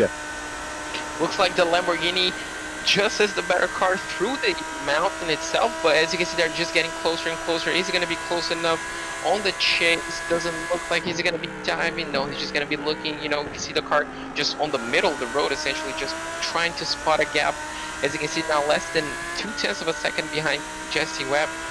that's the closest I guess we've seen from Trevor Anderson. As you can see now, just looking on the inside, obviously not close enough, but just applying the pressure. And Jesse Webb just missed the apex on the final corner, so the pressure could be getting to Jesse right now, because obviously he has to defend his position as Chris Beats now steals the fastest lap of the race, getting closer and closer to this battle. But if he wants to get into this battle, if he wants a chance to win this race on race pace, essentially, he only has around 2-3 laps to get in.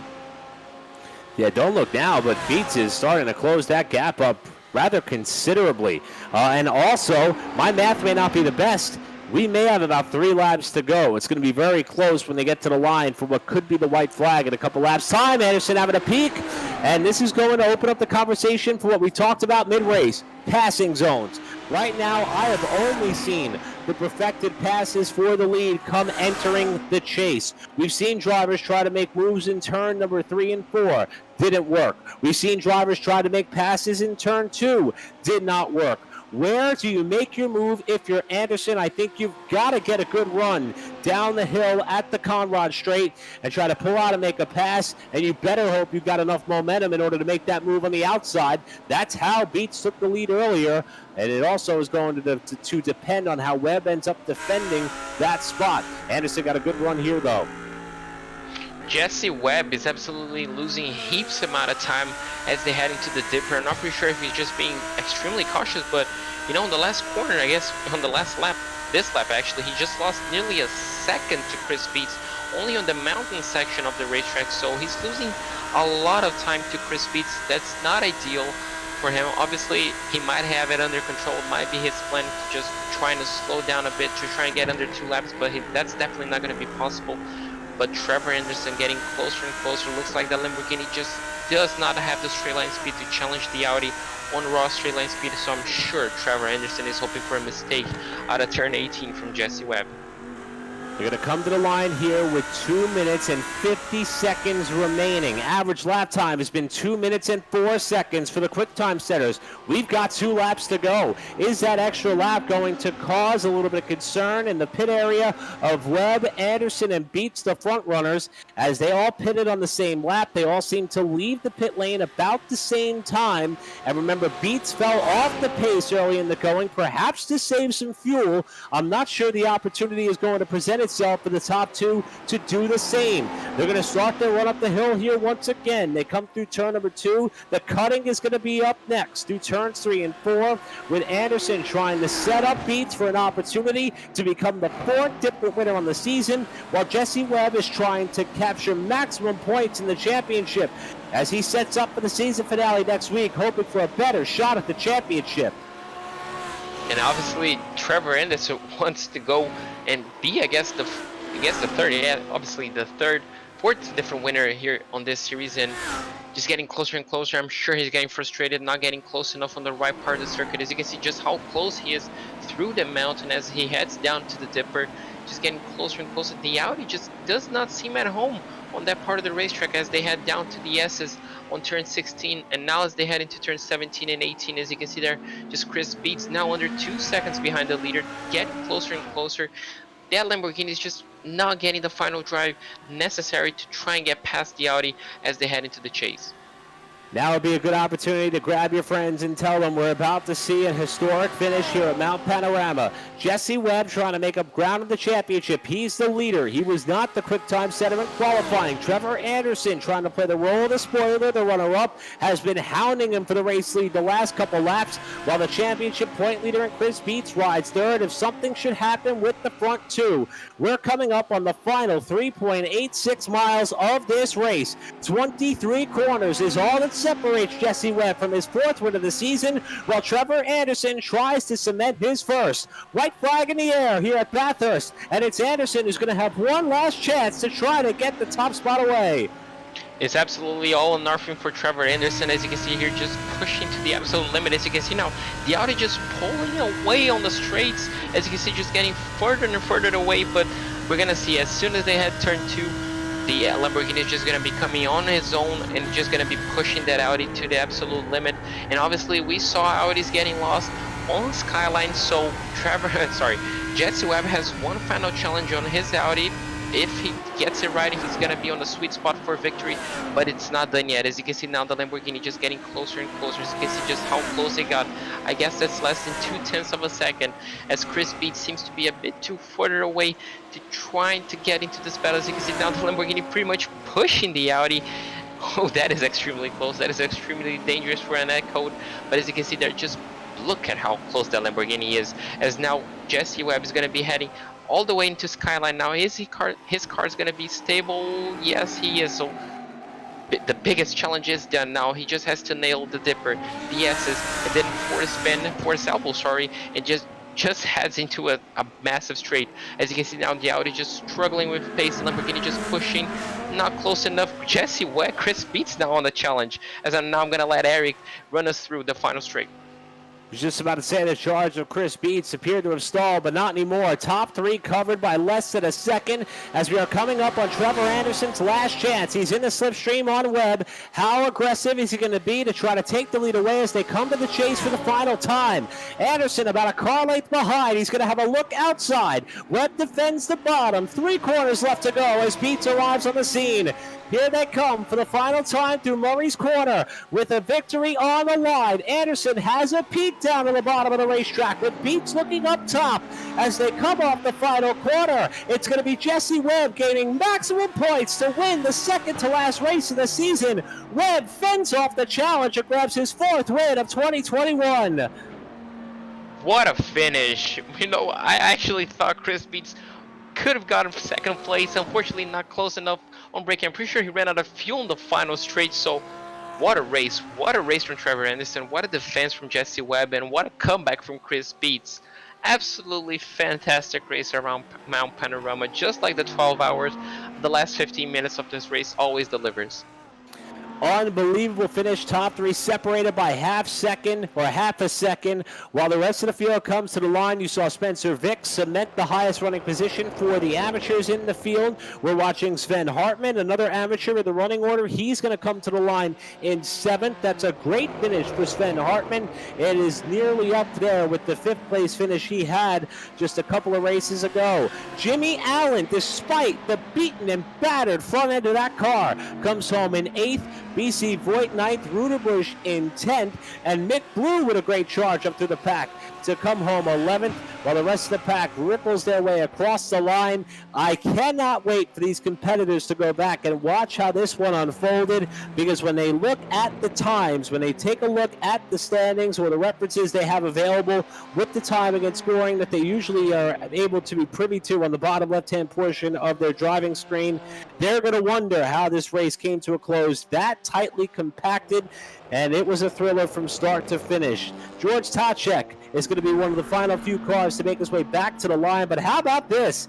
It is Jesse Webb with a little bit of assistance here, as he may have nailed the fuel number there, getting a push all the way back around here at Mount Panorama for a chance to try to make it back to the pit lane. So how tight were they on fuel? That's your answer. What an unbelievable finish that we had here in Bathurst. We're going to take a break. JP Costa and I, along with the rest of our crew, are going to catch our breath after everybody's going to need to refill the tank and talk about this one. We're going to hear from our top running finishers here as the championship picture has tightened up yet again. It's Jesse Webb, your winner. We're going to hear from him when we come back here at Pit Stop TV.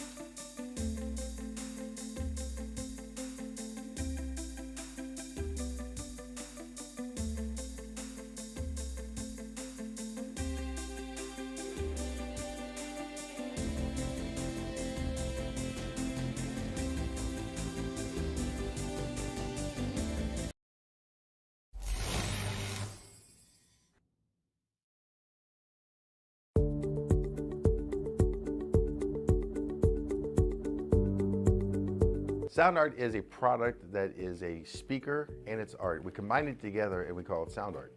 What makes it so unique that any picture can be your speaker? Sound Art gives you the high quality sound without the ugly speaker. This isn't a picture with a speaker, the picture is the speaker. Just imagine your wedding picture uploaded onto a canvas and now it's speaking 10,000 tunes. I mean, it's a very cool concept.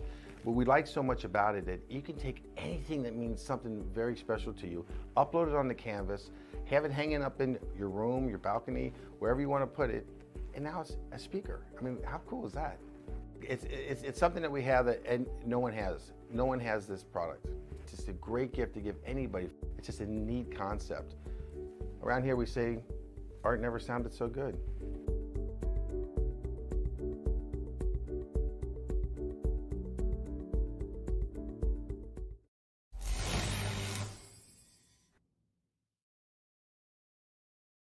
After months of quarantine, we're all interested in how we can become our best self. The team at Permanent Makeup and Cryo is here to help you get the flawless makeup look every day without the extra effort or time. When it comes to your appearance, you deserve the best care that money can buy.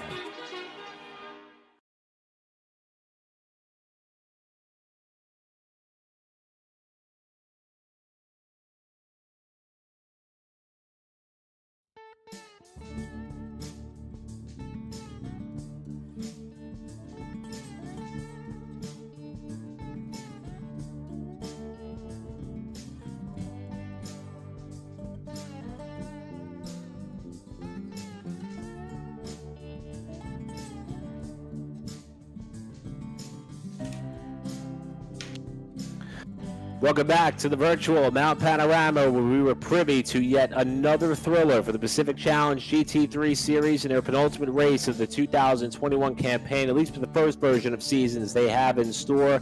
And we have just added a little bit more drama into our championship finale 1 week from tonight.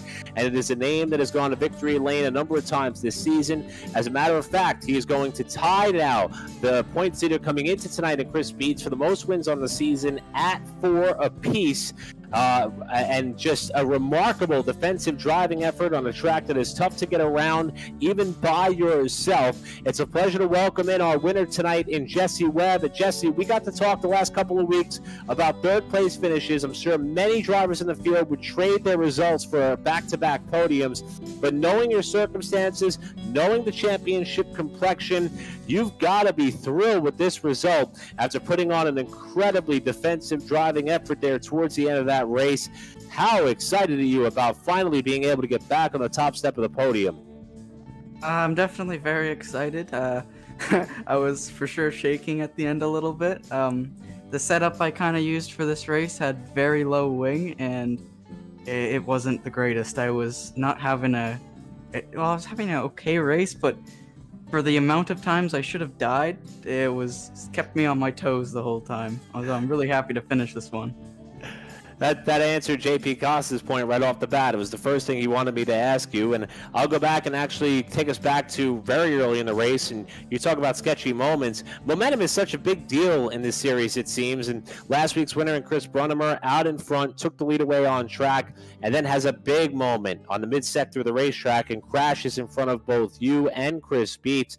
How close were you to disaster there? Anytime a car goes sideways at that sector of the racetrack, it's not often that you guys are able to come out the other side. Was that pretty white knuckle from your view? Yeah, it was pretty scary. I would say it was less scary for me though than it was for Beats. But at least I had a little bit of time to react. His car kind of bounced off the wall and was coming back on the racing line, so I was happy to get through there at the right time and not get into that incident. But you can't really go in knowing what's going to happen because it's so unpredictable. There's a million different ways the car can move, so you just got to try and make it through it.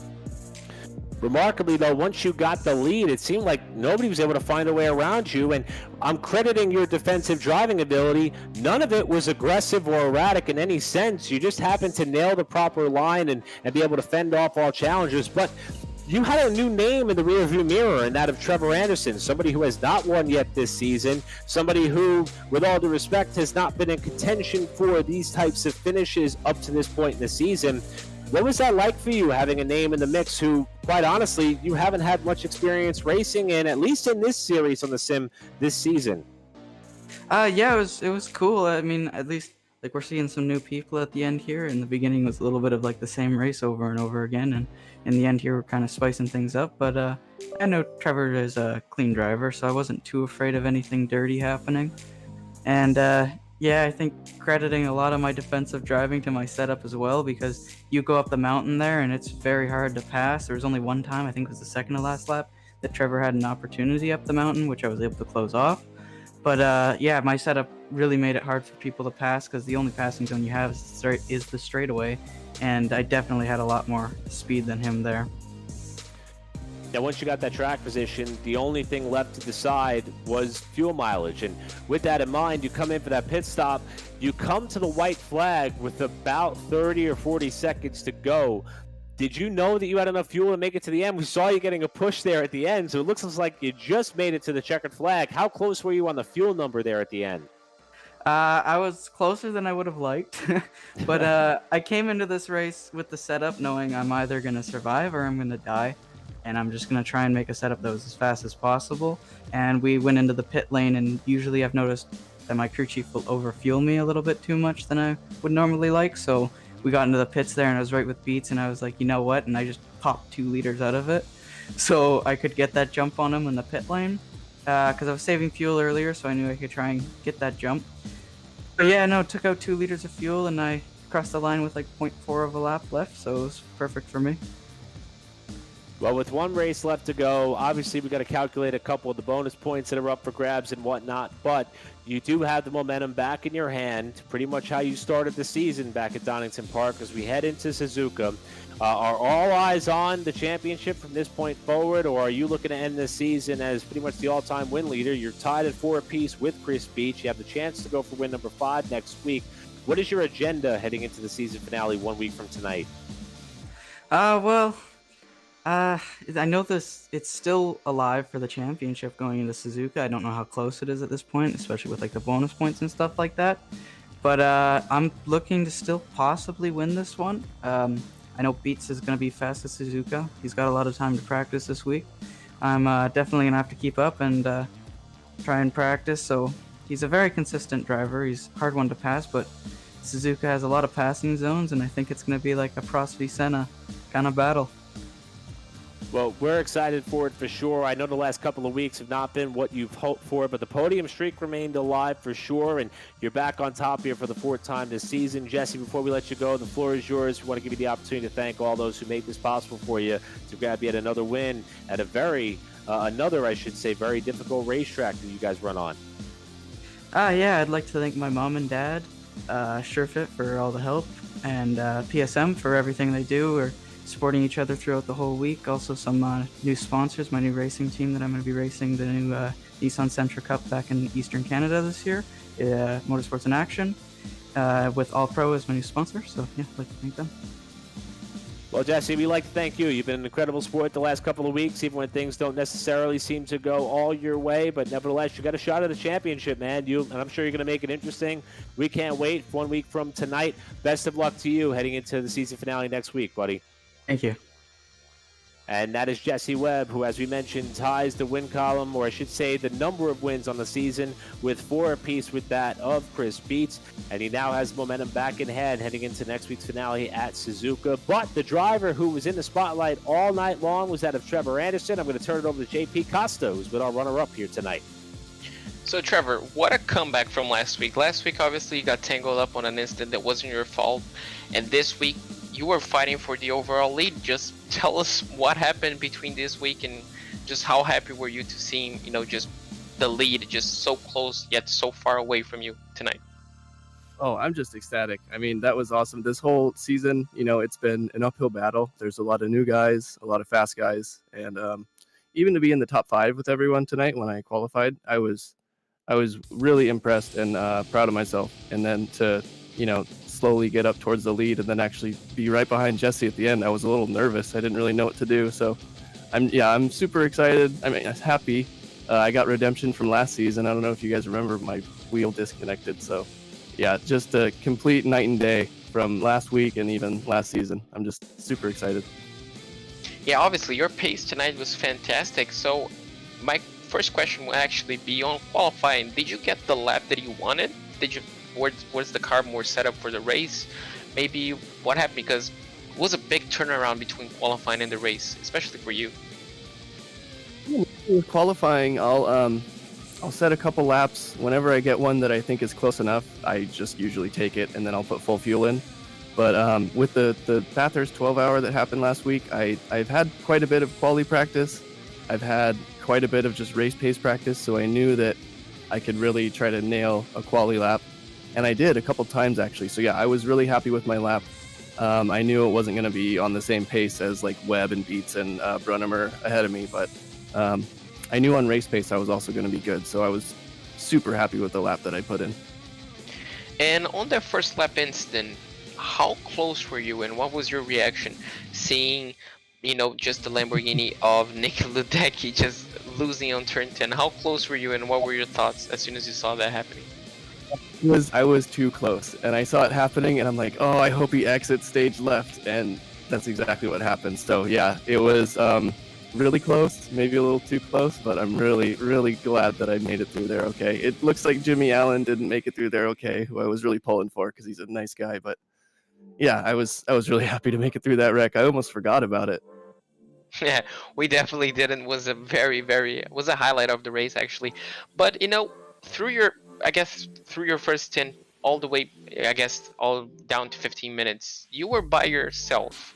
Were you saving fuel? Because on the pit stops, we kind of noticed that even though you were by yourself, you just came out with the exact same gap that Chris and Jesse were. So we're just kind of wondering, did you underfuel the car and just saved a bit through the final 10 minutes? Or what happened? Was the fuel consumption on the Lamborghini just slower?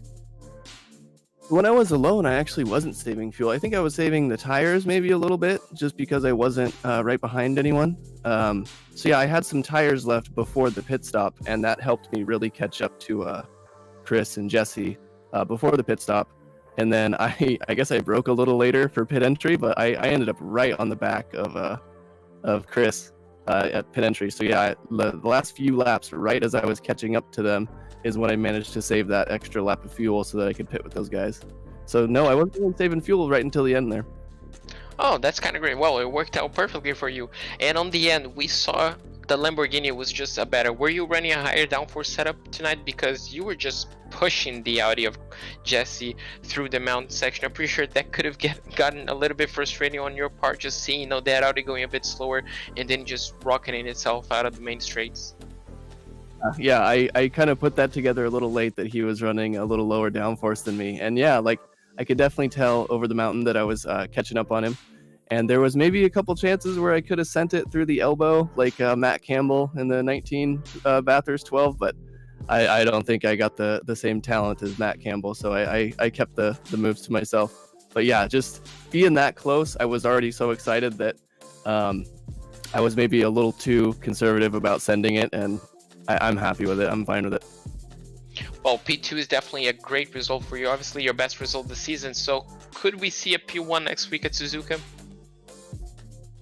Well, I would like to think so, but I would definitely settle for another top 5, maybe another top 3.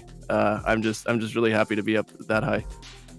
Well, I sure hope I can talk to you again next week at Suzuka.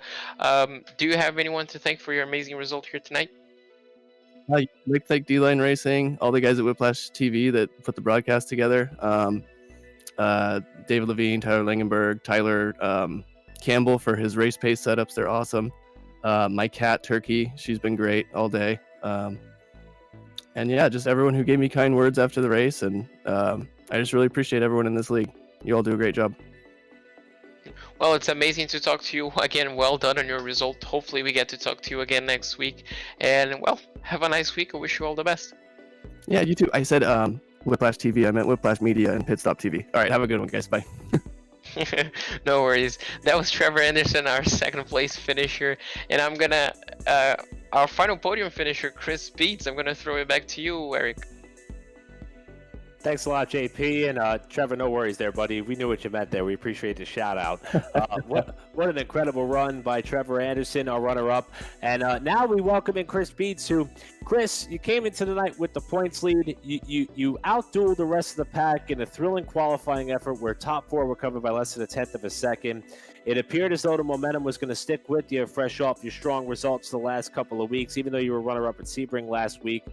And then Chris Brunnemer got up and around you, and we had probably the biggest scare that you've had all season long when he had that off up in front of you. I'm going to ask you right up front. You're coming through that sector of the racetrack early on.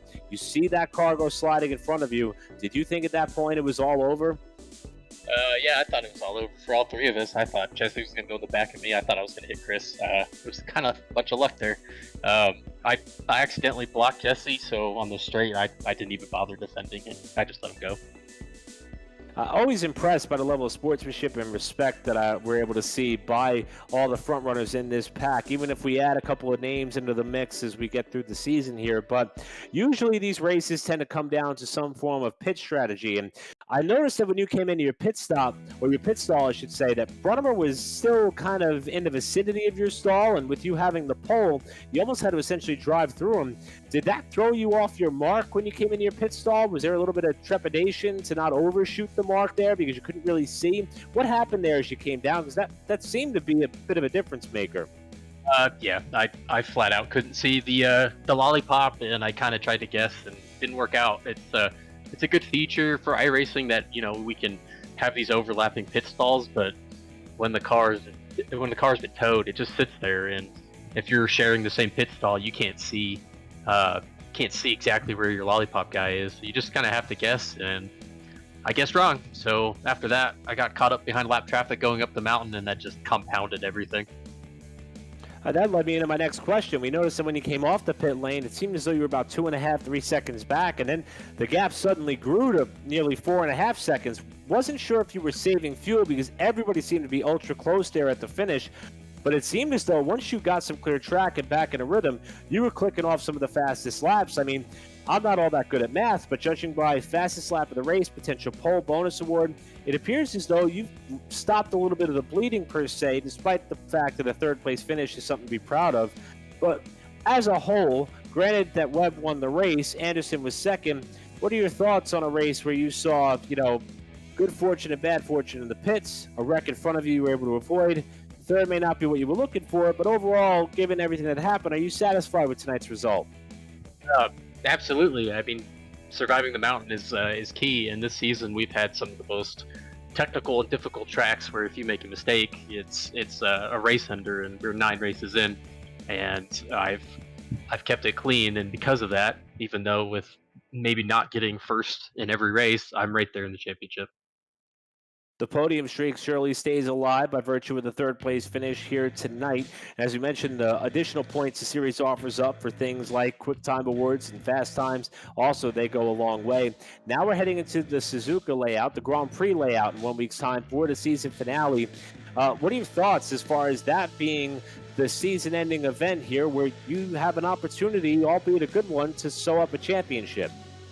Yeah, I'm going to give it everything. I think the racing room that Jesse and I have been giving each other all season is probably going to get a little closer than normal if we're battling for a position. But yeah, I mean, like I said, every race has been one race at a time, and this doesn't change anything. It's still just one more race, and I'll focus just like I have every other week and try and do my best.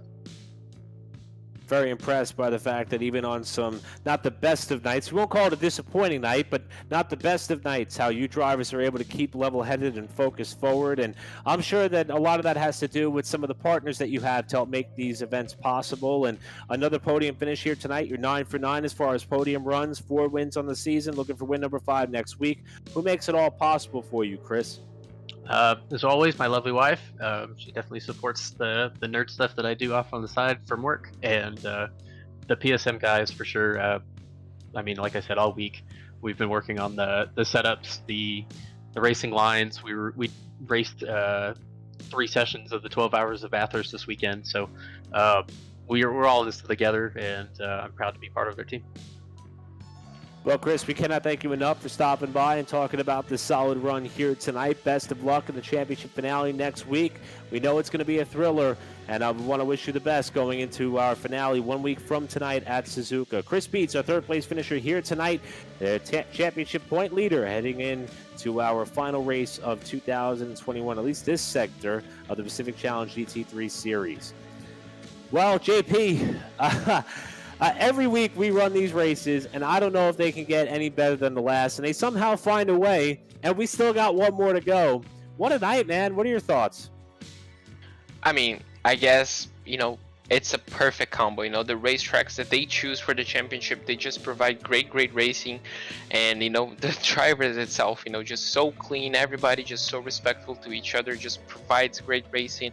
And obviously we do have the occasional, you know, just shine up driver. I guess today was Trevor Anderson, you know, just someone just popping up and throwing, you know, just throwing the race on its head, and it just shows the quality of the series, of the drivers, and of the overall, I guess, the feeling that this series gives us. That's why we just come back every single night, every single Monday night to do this, because you know, it just provides us great racing. It's just a nice hour to be here just commentating and just having so much fun with these amazing guys. Yeah, a little bittersweet to believe that we only got one race left to go. We heard from our top three. Let's see how the rest of the field came to the checkered flag. Webb Anderson beats our podium for the night, John Whitendorf. Fourth place runs Spencer Vick, the highest running amateur driver in the field, and Curtis Jones, after a one-race hiatus, comes back to finish sixth. Sven Hartman in the 119 was in seventh. Jimmy Allen, despite the major damage he sustained on the opening lap crash with that of Chris Brunnemer, comes home with the top 10 in eighth. BC Voigt in ninth, and Mikkel Ruderbusch with a quiet yet solid top 10 finish. Finishing off in P11, we do have Mick Blue. Right behind him, only a second behind him, we do have Christian Gerges. And right 1 second behind him, we have Corey Peters. So a big battle for P11. Alexander King, after his incident at turn 2, is going to be finished off in 14th place. Wade Hayes is going to be finished off in 15th. David Flanagan in 16th. George Tachek right behind him in 17th place. Unfortunately for Ryan Coulter, his distance is going to be putting him 2 laps down in P18. In 19th place, we do have Patrick Ewing 3 laps down, and Alan Roth, unfortunately, is going to be finishing 6 laps down in 20th place. And then we get into some of the drivers who had a little bit more trouble and misfortune throughout this event. Jason Frisk was caught up in an accident. James Hansen, who we touched on mid-race, the fact that just the bad luck streak continues. Crashes out of a top 10 running spot, has to settle for 23rd. Randall Ayers, Hansen 22nd, Ayers 23rd. John McClintock 24th. Chris Brunnemer, who had the high speed off while leading in front of the pack, 25th. Gavin Cohn, 26th. And Nick Ledecky, who was involved in the lap 1 crash, rounds out over 27-car field with one race left to go. Now, we mentioned a number of partners who support the Pacific Challenge GT3 Series, of which include that of TAM Livery, Liveries by Sarah Rabb, and Benke Cinematography. We cannot thank them enough for their continued support, because they truly add a little bit more incentive into what these drivers are competing for, and it is a world-class field, to say the least, and we cannot thank them enough for stepping up in the way in which they do in order to give these drivers a little bit more to aim for. We also have a number of partners on our side of the fence here at Pit Stop TV, who allow us all to have some fun and bring these broadcasts to you. And a number of them have been around for quite some time. One of our longest running partners that we have is the Sound Art of Tucson. It's your picture and your music. Head on over to the website. You see it there on the bottom right-hand portion of your screen, TucsonSoundArt.com. Use the promo code PitStopTV at checkout to save 10% off your purchase and pick up your wall-mounted sound art device today. We're also brought to you by our friends at Race Pace, who is a couple of people who are behind some of the highest speed performances and runs that we've seen here the last couple of weeks in this series. Race Pace is where you can pick up the pace with Race Pace. It's a community-driven setup shop and driver development program. You see their Discord information there on the bottom right. But the next time that you need to pick up the pace, you better call our friends at Race Pace. We're also brought to you by Permanent Makeup in Maine, because you deserve the best care that money can buy. Visit permanentmakeupinmaine.com to learn more about their available products and services. And also, of course, we heard the mention earlier by Trevor Anderson. We are also brought to you by Whiplash Media. Head on over to the website at whiplash-media.com, the official graphic and camera provider of Pit Stop TV. Because of them, because of all the league partners, we have the ability to come on out and have a good time with this stuff. And JP Costa, the last couple of weeks have been a blast. I don't know how things could get much more entertaining, but I'm sure these guys are going to find a way. We have 2 drivers in legitimate championship contention heading into our finale next week at Suzuka. I don't want to put you on the spot, but I don't think it's going to be a giveaway, to say the least. I can't pencil in a favorite between that of Chris Beets and Jesse Webb, but I can tell you I'm going to have a hard time sleeping leading up to that finale. It's going to be exciting. It's definitely going to be exciting. Jesse Webb said it's pretty much going to be like Prost and Senna, and the first thing that came to mind as a Brazilian are those infamous turn 1 crashes on lap 1. Hopefully we're not going to be seeing those next week, but you know, Suzuka is a fantastic race, always throwing up fantastic races. And I'm expecting to see more of the same. Obviously, Suzuka, we do get a few more overtaking opportunities. We can go side by side more than we can on this racetrack. So, you know, I'm expecting to see an all-out battle between Jesse Webb and Chris Beets. And who knows, maybe we can throw Chris Brunemer, maybe even Trevor Anderson or Nick Ludecki on the mix for the win. No, we never know. Could have a 4 or 5 car battle for the lead and even fighting for the championship as a nice mix-up for next week. There's definitely going to be some calluses on the hands of our championship contenders in the lead up of track time and practice time to that aforementioned finale 1 week from tonight. Now, we do have some other racing on the platform we want to tell you all about, and it continues on tomorrow. Operation E Motorsport, their 6th race of the season at Sonoma here on Pit Stop TV. Wednesday, stock cars on the Super Speedway, Bluegrass iRacing Series, their 14th race of the campaign at Talladega. We'll take Thursday off. We'll be back with more stock car action with the LTAC Cup Series at Chicagoland. And then 1 week from tonight, we're going to give you your doubleheader again for the final time, at least for this duration of our calendar. The BRPI Racing Series from Williams Grove. That's a spectacular dirt track up in the Northeast that I've been to many, many times. And then the championship season finale of the Pacific Challenge GT3 Series right here at 10 p.m. Eastern Time at Suzuka, where we are going to settle this thing once and for all. The broadcast has been a blast tonight, but of course we could not do it alone. There are a number of people who are behind the scenes, including that of Emerson Arden, who hit it out of the park tonight on a production effort. So much to follow, so much to cover, and he got it all for us. And Andrew Cardinale IV, who's a name that you hear in every role of responsibility here on Pit Stop TV, even your occasional in-race reporter. And of course, JP Costa joined me on the call for tonight's action. We got 1 week to go, 1 week to go, and I can't wait to see how it all unfolds. Make sure you come on back to watch. But for now, on behalf of everybody at Pit Stop TV, I want to bid you all farewell. And according to the East Coast time, it's time to go celebrate my birthday. I'm Eric Brennan. We'll see you all next time on Pit Stop TV.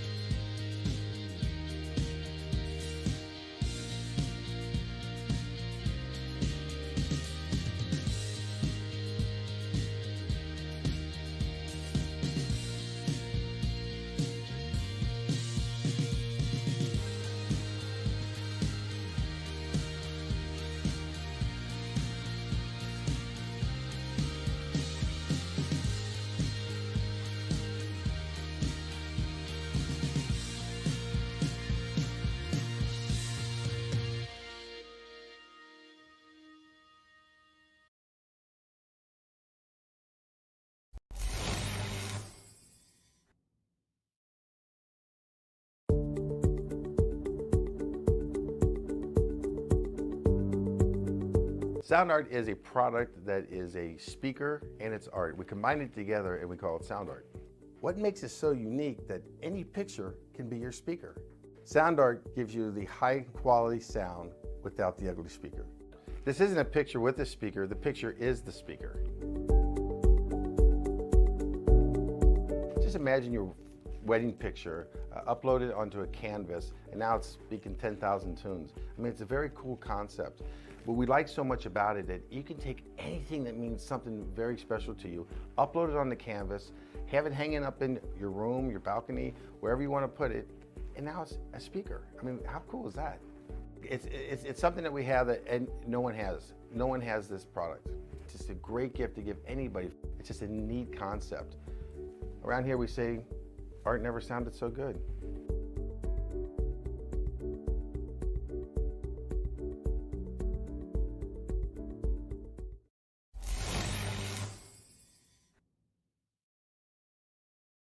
After months of quarantine, we're all interested in how we can become our best self. The team at Permanent Makeup and Cryo is here to help you get the flawless makeup look every day without the extra effort or time. When it comes to your appearance, you deserve the best care that money can buy.